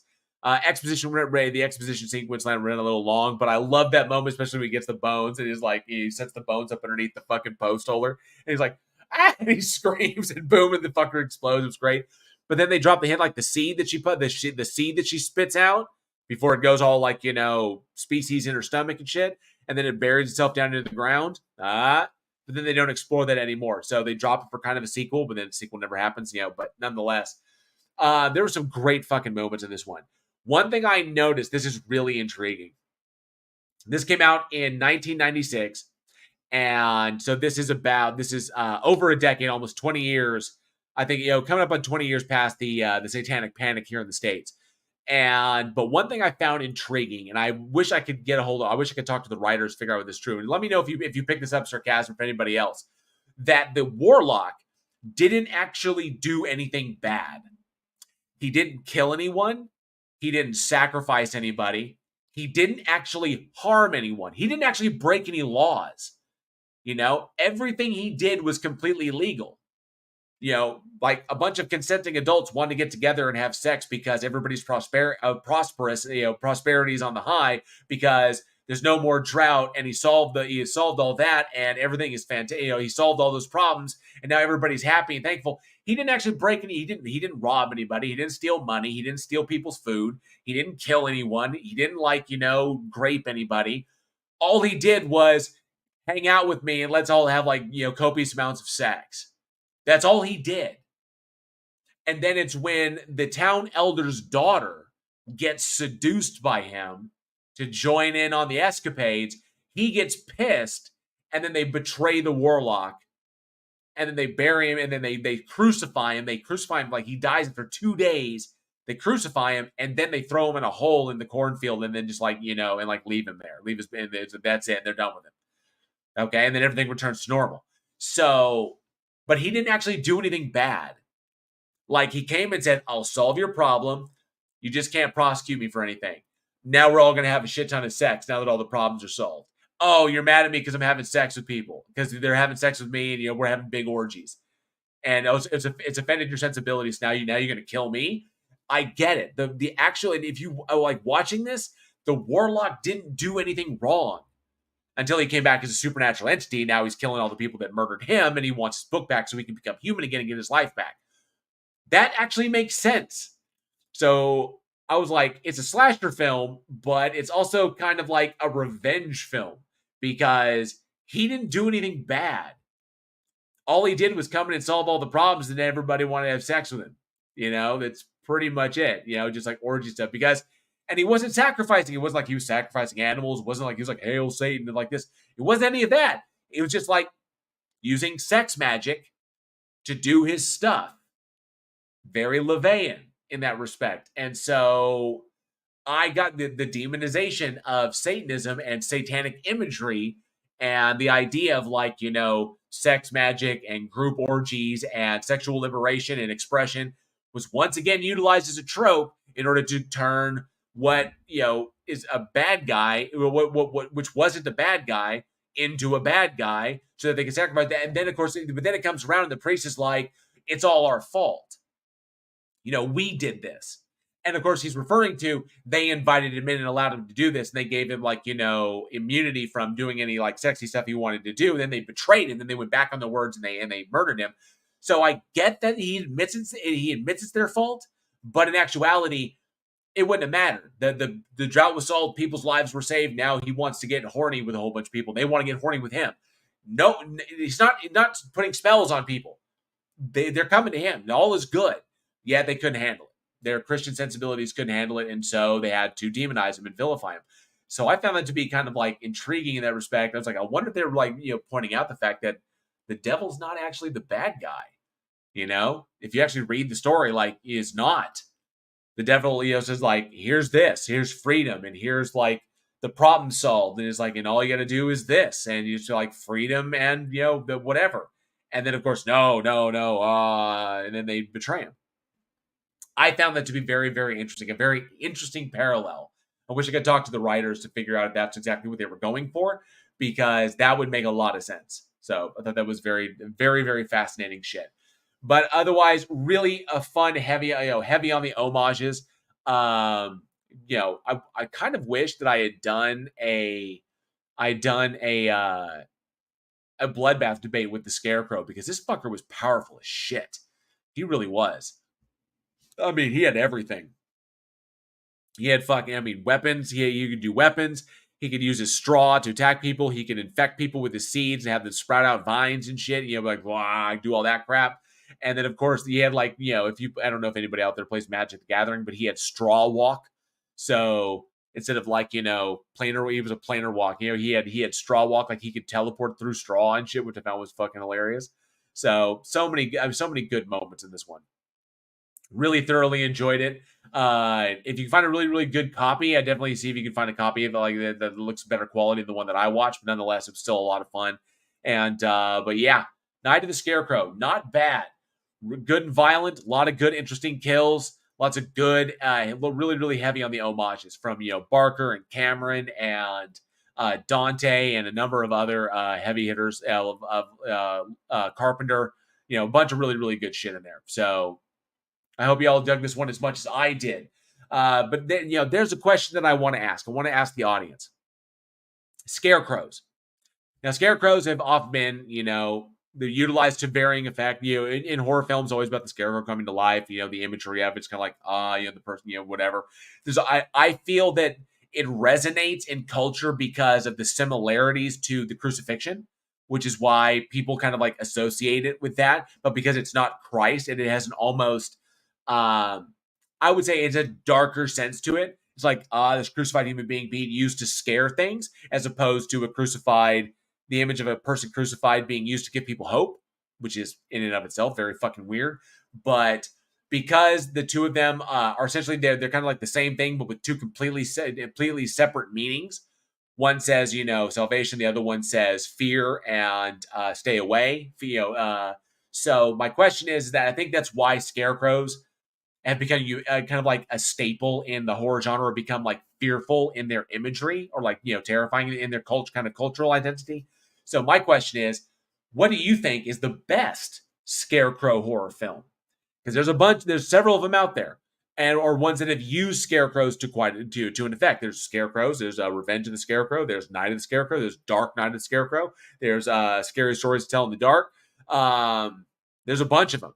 So let me know what you think is the best scarecrow horror film. Let me know down in the comments below, or weekinhorror@gmail.com. And I see Travis Brown's already up there with Dark Night of the Scarecrow. Dark Night of the Scarecrow was pretty damn good. It was.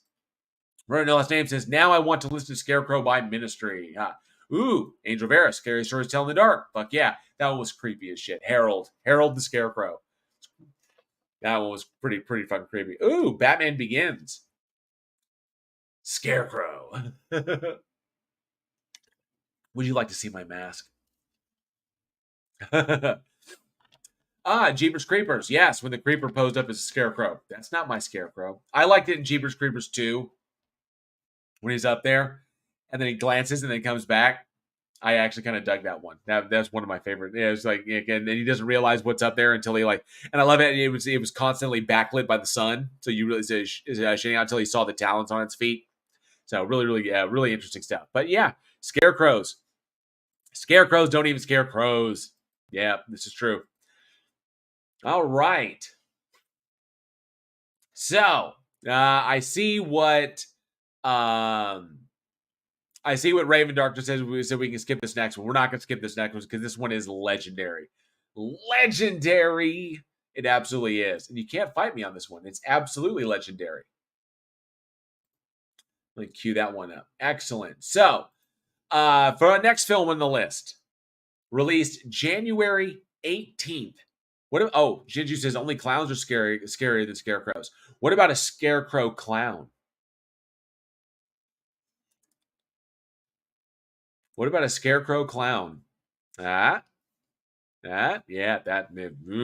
creepy. Now you're gonna have nightmares. Released January 18th, 1985. We have the original Ghoulies. Let's check out this trailer. Cue up the terror tube. He says, I'm out.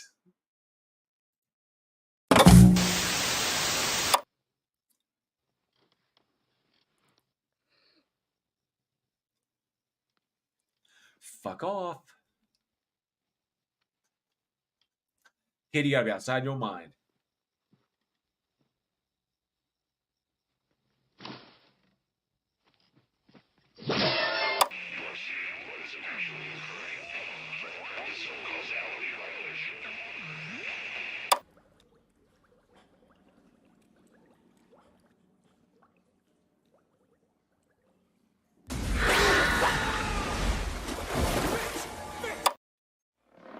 Jonathan is having a housewarming party. Whoa! What do you guys want to do? Well, we could play hide and go seek. Yeah. What about Trivial Pursuit? Yeah. Mariska Haggerty. Poker. Yes. Yeah. I got an idea. Let's do a ritual. Because that always works out so well. Bow hey. Wow, he's like really prepared. Yod hey, bow hey. You do the hokey pokey and you turn yourself. Hey, knock it off. Come, I order thee. In the name of the most holy Trinity. Come, I order thee. That was an isosceles triangle. Well, that was fun. No, wait. I need to dismiss the spirit. So do I. Where's the bathroom? Upstairs. Unfortunately, there will be some surprise guests. They have very bad manners. And they have no respect for privacy. They'll wake up the neighbors. What the hell's in there? And they never take no for an answer. Oh, man, that chick is really a screamer. Ghoulies, once they show up, you can never get rid of them.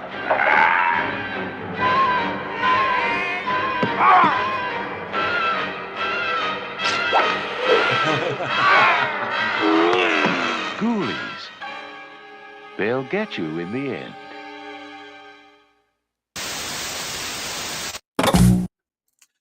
That was the trailer for Ghoulies. Yes, the original. Let me see. I saw some new names pop in. Doctor Who Design, good to see you. Thanks so much for hanging out. And Anna as well. Good to see you, bud. Thanks so much for being here. Kids says, I could see the need for the TP9000 just from the picture. No, there's no need for the TP9000. Not on this one. So that was the trailer for the original Ghoulies. Came out in 1985, directed by Luca Bercovici and in his directorial debut. Written by Luca Bercovici and Jeffrey Levy, starring Peter Liapis, Lisa Pelican, Michael Day Barre, Scott Thompson, Mariska Haggerty, yes, from Law & Order SVU, and Jack Nance. So the film follows what was his name? Yes, Jonathan and his girlfriend Rebecca, and he inherits his late father's estate where he finds several books on magic in a basement full of occult paraphernalia. And that night, while throwing a housewarming party, Jonathan recruits his friends to perform a ritual that he found in the basement for fun. And he begins conducting the ritual. And then, of course, you saw everyone leaves. The ritual fails, but he materializes a bunch of ghoulia, a bunch of monsters in the basement, which are the titular Ghoulies. So, and of course, Malcolm Graves was the guy who owned the place beforehand, who was the leader of a satanic cult. And of course, when the Ghoulies get loose, they end up wreaking havoc all over everything. And then, of course, Malcolm Graves tries to get involved so that he can resurrect himself back into the living and come back. That was the whole, him coming out of the grave. That shit like that. Yeah, that was him. So, but yeah, it's a goofy fucking gloppy, monster fest. The kicker, the one kicker on this one, and surprising, another one that's involved with satanic imagery and utilizing satanic imagery in order to sell a villain.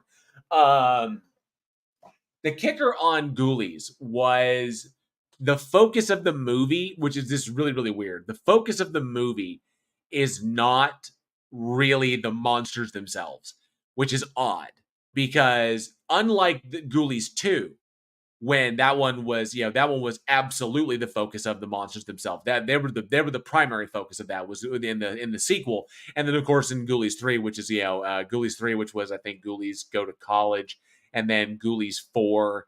But unlike the other films, the actual puppets took second stage to the primary narrative. Now there was a sequence where we introduced them all. You got the cat one, the rat one, and you got the fish one. Which is the classic ones on the cover of the film, and then there was one that you never see again. Actually, there was the bat one too that was flying around, and then there was the one in the doll face that was green goo and shit out of its mouth that was hiding in the porcelain doll thing. You never see that one again. Never see that one ever again. I honestly think that particular one was an homage to the movie Dolls. Kind of riffing off that imagery, which is why we never actually see it again. We only ever see the cat, the rat, and the fish one, or the primary antagonist later on. Then we see the dog one, or the lizard one, and then another one pop up here and there. But nonetheless, Ghoulies 3 got Matthew Lillard in it. Yes, Matthew Lillard was in part 3. In a very, very, very, very brief scene. He wasn't a primary character. He was in it for all of 3 scenes and had a handful of lines. That was it. So very, very short. Yes, there were 4 of these films. There were 4 Ghoulies films. 4 Ghoulies films, 2 Hobgoblins films, and 2 Gremlins films. Although supposedly we're going to get a Gremlins film here pretty soon. Another one. We're going to get a third one. So, but yeah. It's very, very weird to have a monster movie, especially one that definitely came in the wake of, obviously, the post-Gremlins landscape. With the advent of Gremlins in 1984, when Gremlins came out in 84, that obviously changed things as far as the small, gloppy monsters that wreak havoc and run all over the place.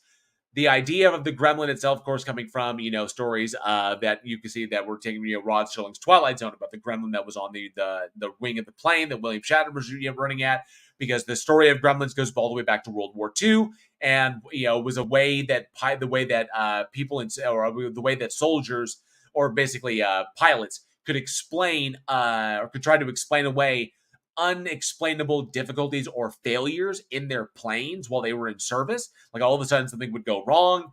They couldn't figure out what it was. It was what the heck? There's no reason it should fail. So they would blame it on gremlins, which were notorious mischievous sprites that caused trouble everywhere.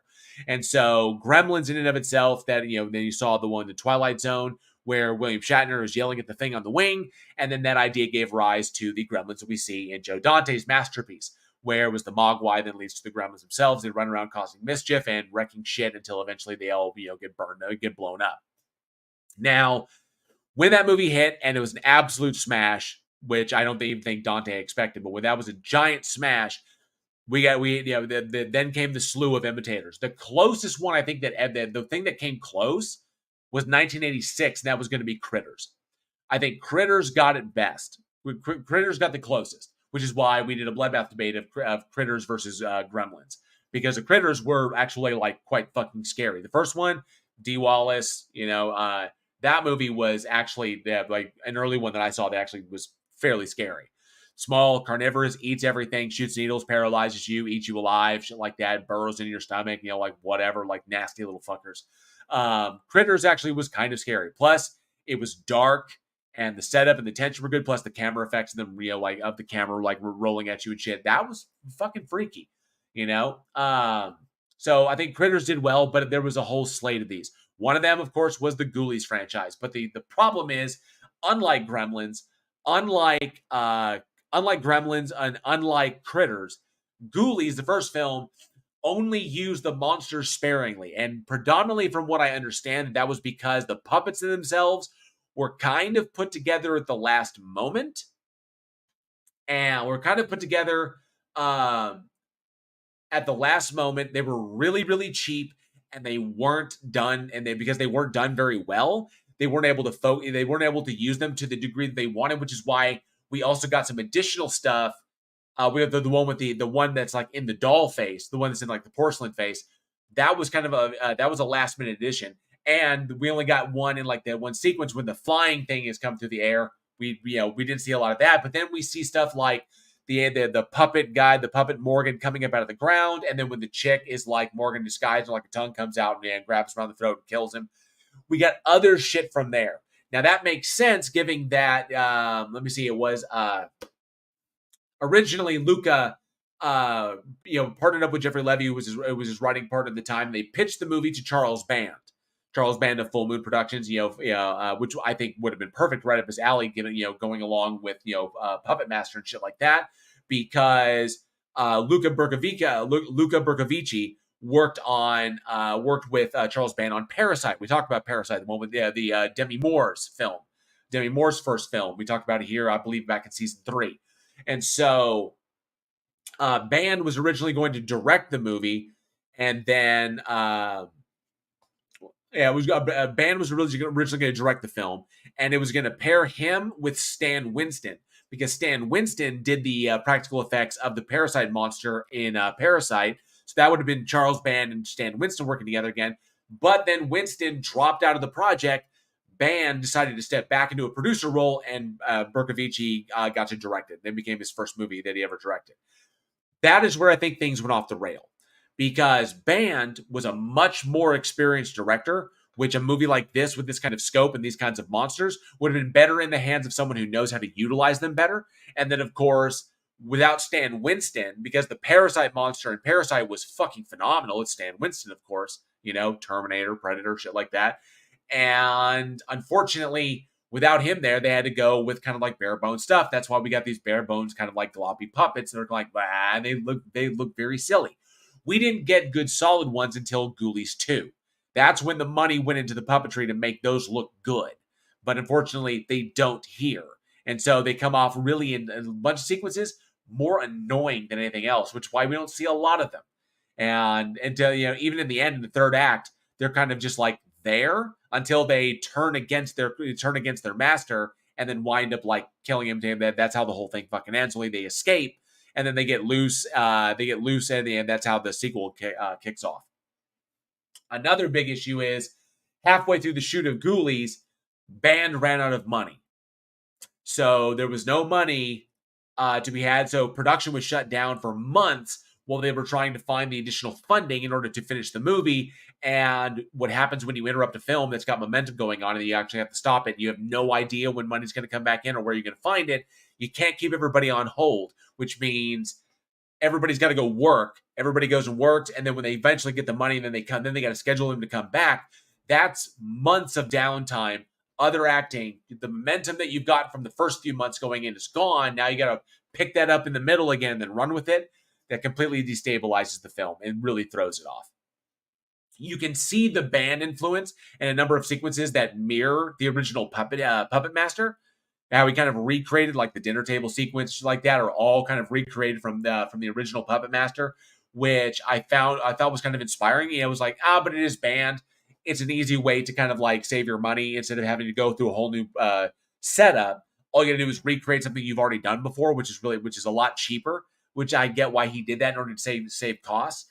But ultimately, as kind of a goofy little quaint little film that gave rise to a franchise, and unfortunately is kind of a victim of itself. I think that the loss of Band as a director and the loss of Stan Winston, they managed to keep Stan Winston. They definitely would not have had a break in shooting. That's kind of where it hurt them. So losing Band, losing Winston, and then having a break in filming because they ran out of funding, that's bad, especially on a movie where they're running around a single location with a bunch of puppets. So I think that's the thing that kind of gets in the way. But of course, it gave us the Ghoulies, and the Ghoulies became kind of a household name, especially with the little fucker popping out of the toilet. And I think personally, Ghoulies 2 is actually a lot better than this first one, than the first one was, because the focus was on the monsters themselves, the people interacting with them. Not to mention, it brought us back. If I remember correctly, I want to make sure I get his name right. Because in Ghoulies 2, it was Albert Band. Sorry, Albert Band. Yeah, it was like, let me see. Yeah, okay, Charles Band. That's right. So, he came up with the idea, blah, blah. Where to go? Yeah, Phil Fondacaro. I couldn't remember his name for a second, but Phil Fondacaro, who we talked about before in Deformed Monsters of the Creeps.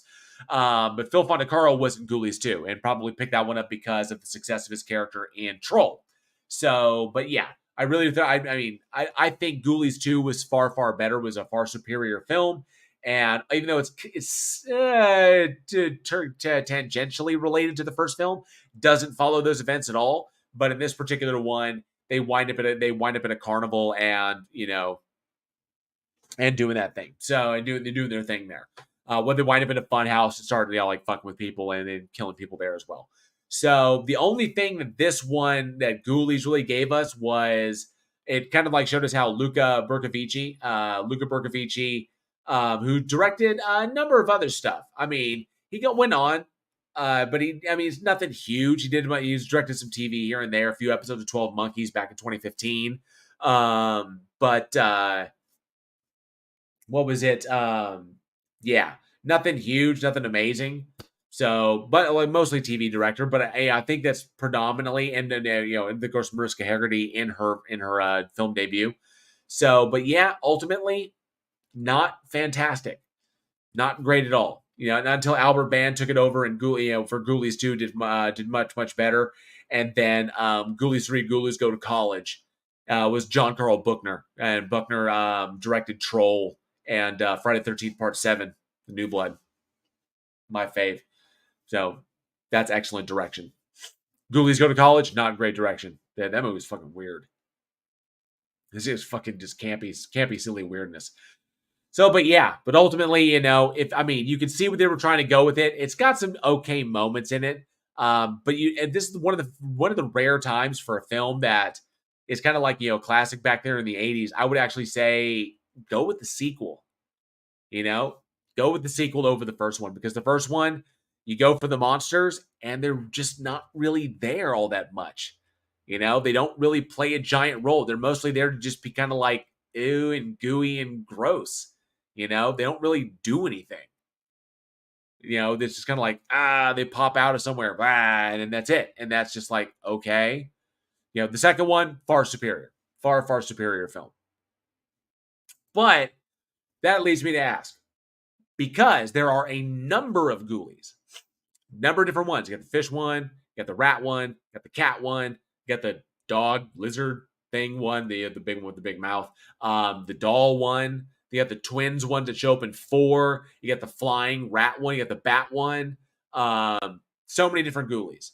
My question is, and I know this is silly, it's the only thing I can think of, is what of all the different versions of the Ghoulies themselves, what is your favorite Ghoulie of them, visually speaking? Which one did you like the most? Which one did I was like, that one is the coolest one, which is probably the one popping out of the toilet, the fish Ghoulie, because it kind of became synonymous with the whole franchise. People see that one like, that's it right there. But I'm really, really curious. I'm kind of curious, like, because my actual favorite is like the lizard dog one.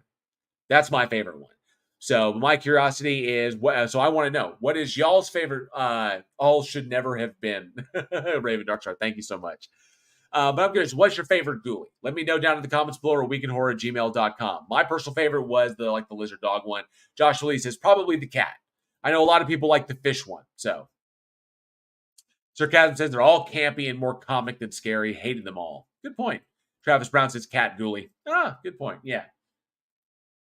Cat ghoulie. Yeah, I personally like the lizard dog one. I think Angela likes the the fish ghoulie. I think her favorite is the fish ghoulie. All right. Well, I think I'm doing pretty good. Oh, Strange Lex 79 says the cat one. Cool. The mini skinhead wrote it. No, that's named. Yes, little fish ghoulie. That's right. All right, so we're on to our last one. I've made pretty good time for someone not feeling up to it. Maybe the energy kind of came back a little bit. All right, let's check out our last one. Hey, Extra J, good to see you. Says, who doesn't like kitty cats? Good point.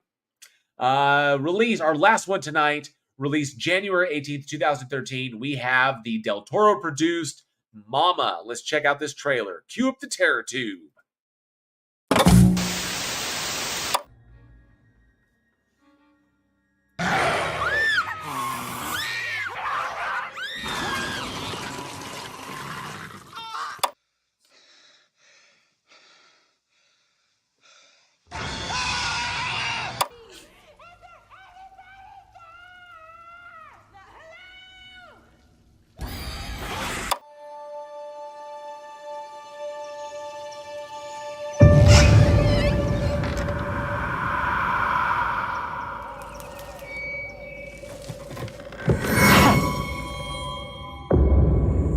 Victoria and Lily were found in deplorable conditions. Their parents gone. Alone in the wilderness for at least 5 years. Hey, Victoria. How they survived is unexplainable. I'm your daddy's brother. Remember Uncle Luke?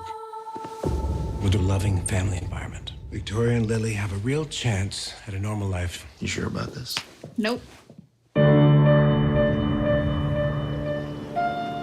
Hey, girls. I'm Annabelle. You can call me that. Or whatever you like. There's no way these girls are ready for this. And there is no way that I am ready for this. How have they been infected? They talk to the walls. And what did they say? It'll get better. Promise.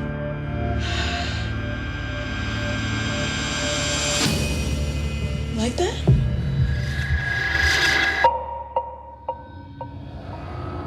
I'd like you to tell me about Mama. No. What's wrong? I don't want you to get hurt. Nothing bad's gonna happen to me. You can't do that.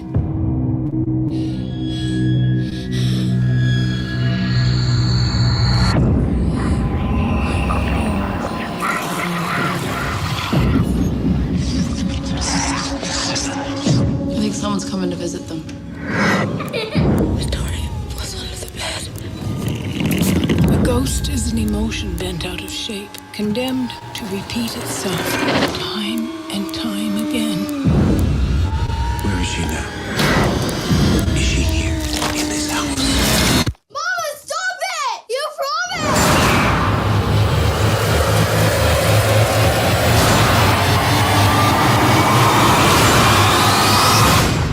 Where's Mama, Victoria?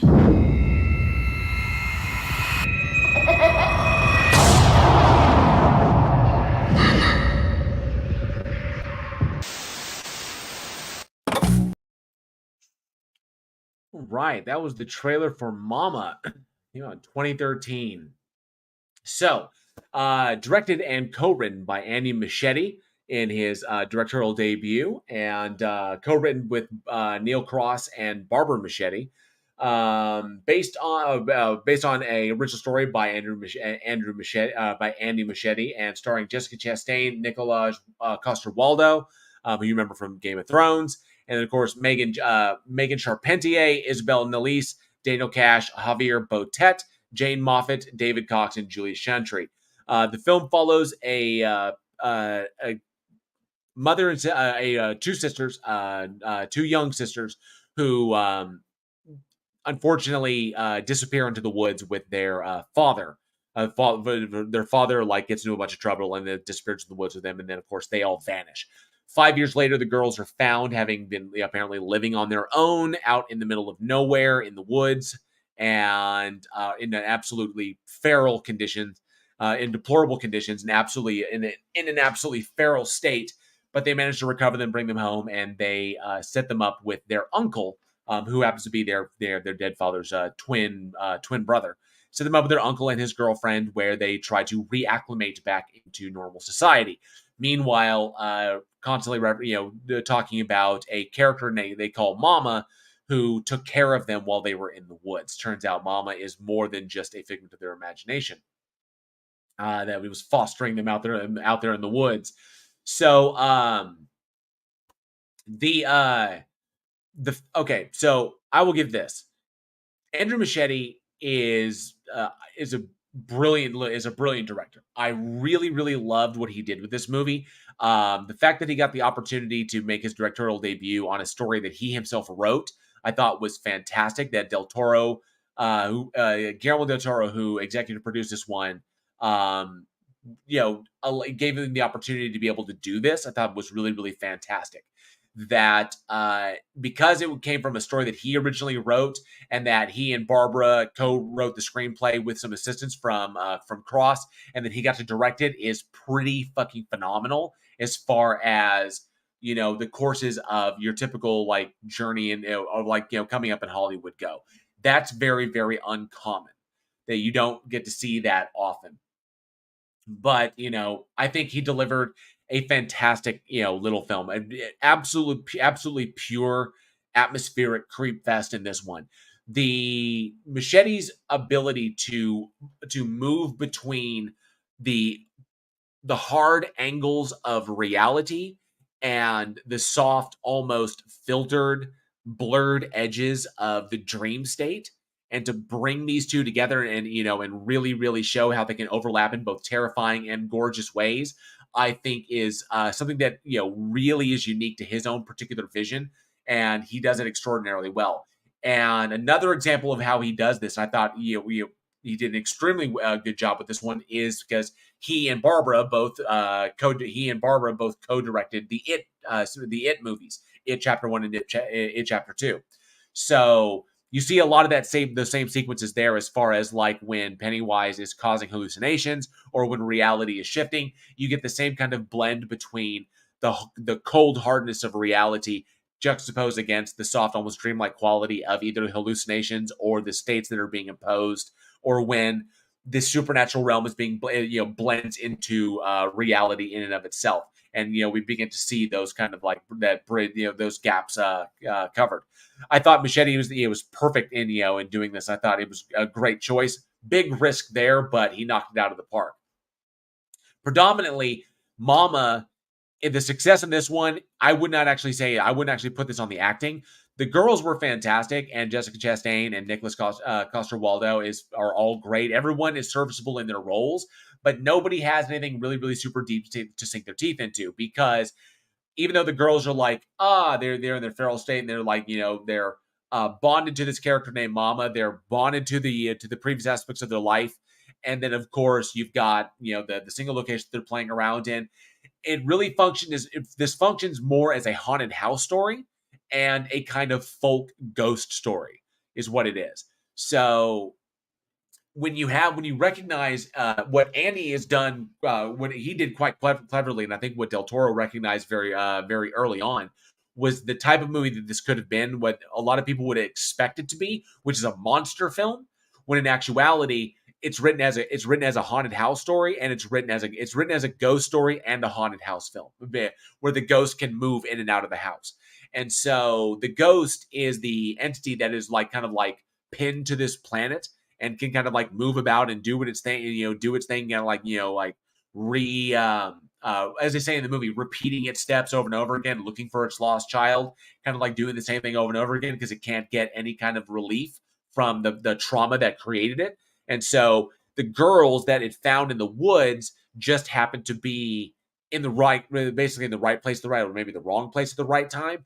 And Mama ends up saving them from their father, and then basically kind of like caring for them, because that's what the person was that became the entity was doing when the entity died, was trying to save her own child from what was happening, and wound up dying in the process of doing that. So it's Nell meets Blair Witch. Very interesting there. The thing that came up the stairs was the same movie. Sorry, with the two girls thing came up the stairs. I'm not sure, XJ. Not sure. But I found this one intriguing because knowing the difference that it's not a monster film, because the monster film, the focus has to be on the monster. You got to really focus there. It's got to be on the practical effects. It's going to be CG monster. You definitely don't want to pull it. You could have easily pulled a Darkness Falls, kind of fucked up there. But then again, you want something to be really terrifying. So if you're going to go with a little CGI, that's fine, because that's not the focus of the movie. The focus of the movie is the fact that it's a haunted house film, and it's the fact that it's a ghost story. So it's a ghost. And we can do different things with ghosts that we can do with practical monsters. And because it's a haunted house film, that means the keys to the film are going to be in the sound, the lighting, and of course, the practical effects of what's going on. So it's not so much seeing the monster, it's about seeing glimpses of the monster. The ghost in your house that you never see, very similar, if you remember back to 1986's Beetlejuice, how they have that moment when, Barbara and Alan are wandering about the house, and they catch him out of the corner of their eye, like, what was that? It's like, I have no idea. It's like, just barely saw him. That kind of shit. You want that creepy stuff. The tendrils of hair that are wisping in the frame. Little quick things that you don't see that are very brief, or mistaking a shadow for something else. Like, when she walks in the bedroom and she sees down there in the corner, she thinks it's one of the little girls, turns her back, and then stands up, and it's actually her, and she slips into the closet and disappears. And hides there. So there's moments like that which are fantastic, and it is the mastery of sound in order to convey the largeness and the creepiness of this giant house that they've just been moved into. Nobody's familiar with it. New houses are always creepy because you're not familiar with all the sounds, and so everybody's already in a heightened state. Everything's creepy. The sounds are going to be louder than normal. The creaks are going to be strange and alien. You're not going to know if it's an intruder or if it's actually the house in and of itself. So people are already on high alert. They're already tired. They're already paranoid. Everybody's stressed out. Perfect elements. Reflects the notion of the haunted house is also the baggage that you bring in with you. Is it so much a ghost, or is it what you've brought into the house yourself? That's kind of reflecting back at you in the new space. So sound, perfect. Lighting, excellent. The different areas are perfectly done. The different areas of the house are smartly lit, especially that kind of like final nighttime, twilight to nighttime sequence that is done is absolutely just stunningly beautiful. The way that was done. And of course, the practical effects of what was going on. It goes the glimpses of the entity mama that we see throughout are beautifully done. So I really thoroughly enjoyed, Casey Cooper said, need a good theremin. Yeah. So everything in this, I think everything about this one was extraordinarily well structured. The key on this one, that way it's a Del Toro kind of horror film, is because Del Toro loves fairy tales. He's always loved fairy tales. You can see that in Pan's Labyrinth. I think you can see there's a number of fairy tale references in both Hellboy and Hellboy 2, in Devil's Backbone, in The Orphanage. He loves folk tales and fairy tales, especially Grimm's fairy tales. But it's also the notion that he is always willing to acknowledge that the original fairy tales had a dark kind of center to them. They were typically cautionary tales. And that those things that you cannot have the full effect of the full weight of the story without acknowledging what the story is warning you about. And so he was always willing to go there. Fairy tales or those folk tales are not always happy endings. Oftentimes they're break-even endings, or they are bad endings. The break-even ones is that we've learned something, but at great expense. Is that it cost us this in order to achieve our success. That way you kind of like, you've at least broken even. And so he does that in this one. Unlike with some of his other films, like with Pan's Labyrinth obviously ended very, very darkly. And then, is that truly the afterlife, or was just what she was imagining at the end? After, and then that was just kind of like her going to her happy place, they said, before the little girl expires. That's really, really tough in that respect. But in this one, it's definitely kind of a trade-off because the one little girl who was old enough to kind of identify and bond with her father before what happened, she's able to break away and want to be a part of society again, whereas the little girl, her youngest sister, was far too young. It's completely bonded with mama and cannot be broken away. So you have to know what to fight for and know when a sacrifice must be made in order to succeed, and how fairy tales are also about growing up, and sometimes growing up very, very quickly and very, very hard, and which is what essentially the older sister is going through at this time, which makes it kind of tough on this one.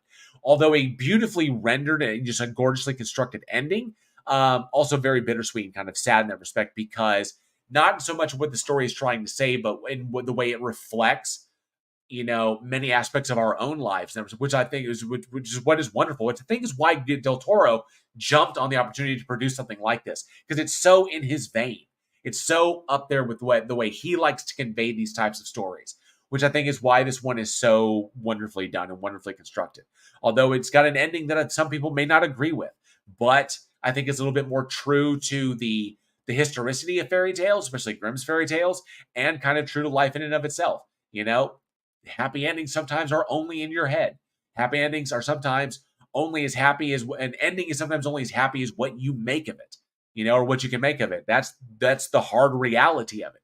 And so I think it reflects it very much here. Not to mention what the beautiful work of Javier Botet in bringing Mama to life, I thought was phenomenal, because the dude is just like next level talent, up there with Doug Jones and a number of other monster favorites. But a beautifully rendered film, gorgeously shot, beautiful cinematography, wonderful sets, especially the ending cliff sequence. That it was fantastic. Just that opening stretch, when it's all white, and then the violence taking place in the white, and then of course the stark colors, the almost like browns and oranges of the backdrop, where everything almost monochromatic with hints of action going within. And then you get these like nestled islands of blanched out color amidst a riot of like an almost monochromatic background, whether it's fall or it's winter or it's the white exterior of the house with all the green and everything around it. So it's really fascinating shit, the way the whole thing was colored. I thought it was absolutely beautiful. Always focusing your eye to exactly what you need to see and never far away. So I really, really enjoyed this one. But one thing I want to give it, a lot of the credit on this one goes to Javier Botet for putting in one of the best monster portrayals of his career, in my personal opinion. So I got to ask the audience, what do you think has been the best monster portrayed by Javier Botet? Javier Botet's best monster role. Let me know down in the comments below, or weekinhorror@gmail.com. You may have to refamiliarize yourself with his body of work, but yes. Best Javier Botet monster. I'm very curious. Let me know down in the comments below, or weekinhorror@gmail.com which one you think. There's another one that got mentioned earlier, Wreck, because he was the final zombie creature at the end of Wreck. So good shit. Sarcasm says, I love the ending. Everyone got something that they needed, but not everything they wanted. Yep, because sometimes you don't. Gotta love it. I think the witch and Gretel should have had Hansel for breakfast. Yeah. The Toeless Corpse in Scary Stories. Very nice, Travis Brown. Hell yeah. He does great shit. He really does.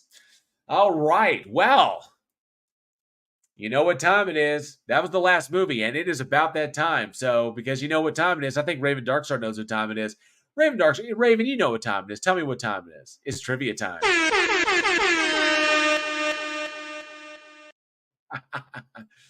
Never gonna be rid of it. Never, ever, ever gonna be rid of it.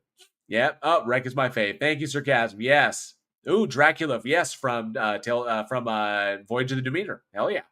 He's done a bunch of cool shit. So, yes, it is trivia time. So, I have got the live chat up here. All messages. Excellent. For tonight's trivia question, remember to be the first person in the live chat with the correct answer, and you get a special item from the Week in Horror store. So, be the first one there. Get those Google fingers ready.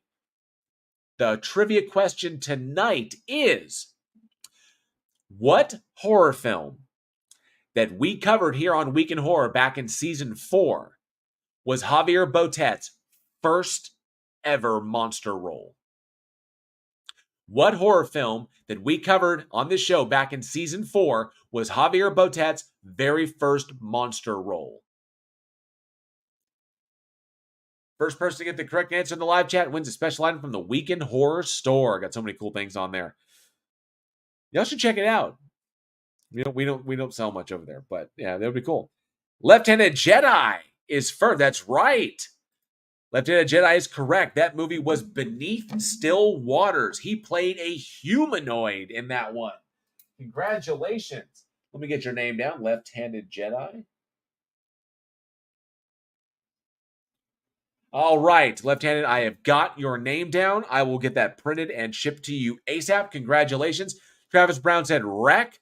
Nah, wasn't quite there yet. Angel Rivera was right behind Left-Handed Jedi with Beneath Still Waters. Yep, Beneath Still Waters, which was an American-Spanish production, and it was a kind of Lovecraftian adaptation as well, which I thought was kind of cool. But Beneath Still Waters is actually a lot better than I thought it was going to be. Kind of up there with like Shadow. It was kind of like a Shadow over Innsmouth. I felt that Dagon was a little bit closer to that kind of adaptation, but Beneath Still Waters was actually pretty fucking good. Surprisingly good. So if you get an opportunity to watch it, definitely check that one out. Creepy little film. But congratulations again, Left-Handed Jedi. Well done. All right, horror fans. That is going to conclude this episode of the Week in Horror podcast. Well, thank you so much for joining me. I truly hope you enjoyed the show. And if you did, smash that like and subscribe button. Be sure to hit that bell so you never miss a future episode. And thank you so much for putting up with me and my lack of energy and my kind of head being all over the place. I promise next week I will be in much better shape, because next week we look back at the underrated practical effects monster flick Spookies, the horrors of time travel and the butterfly effect, the absolutely terrifying Japanese original Ju-on, The Grudge, and the wacky cannibal horror comedy Parents with Randy Quaid. Be sure to check out Josh Olsen's store at badsamurai.store. He does all the awesome artwork as he's splattered all over our merchandise, which you can find over at Teespring. And for more from Week in Horror, check out all the bloody links that are down in the description.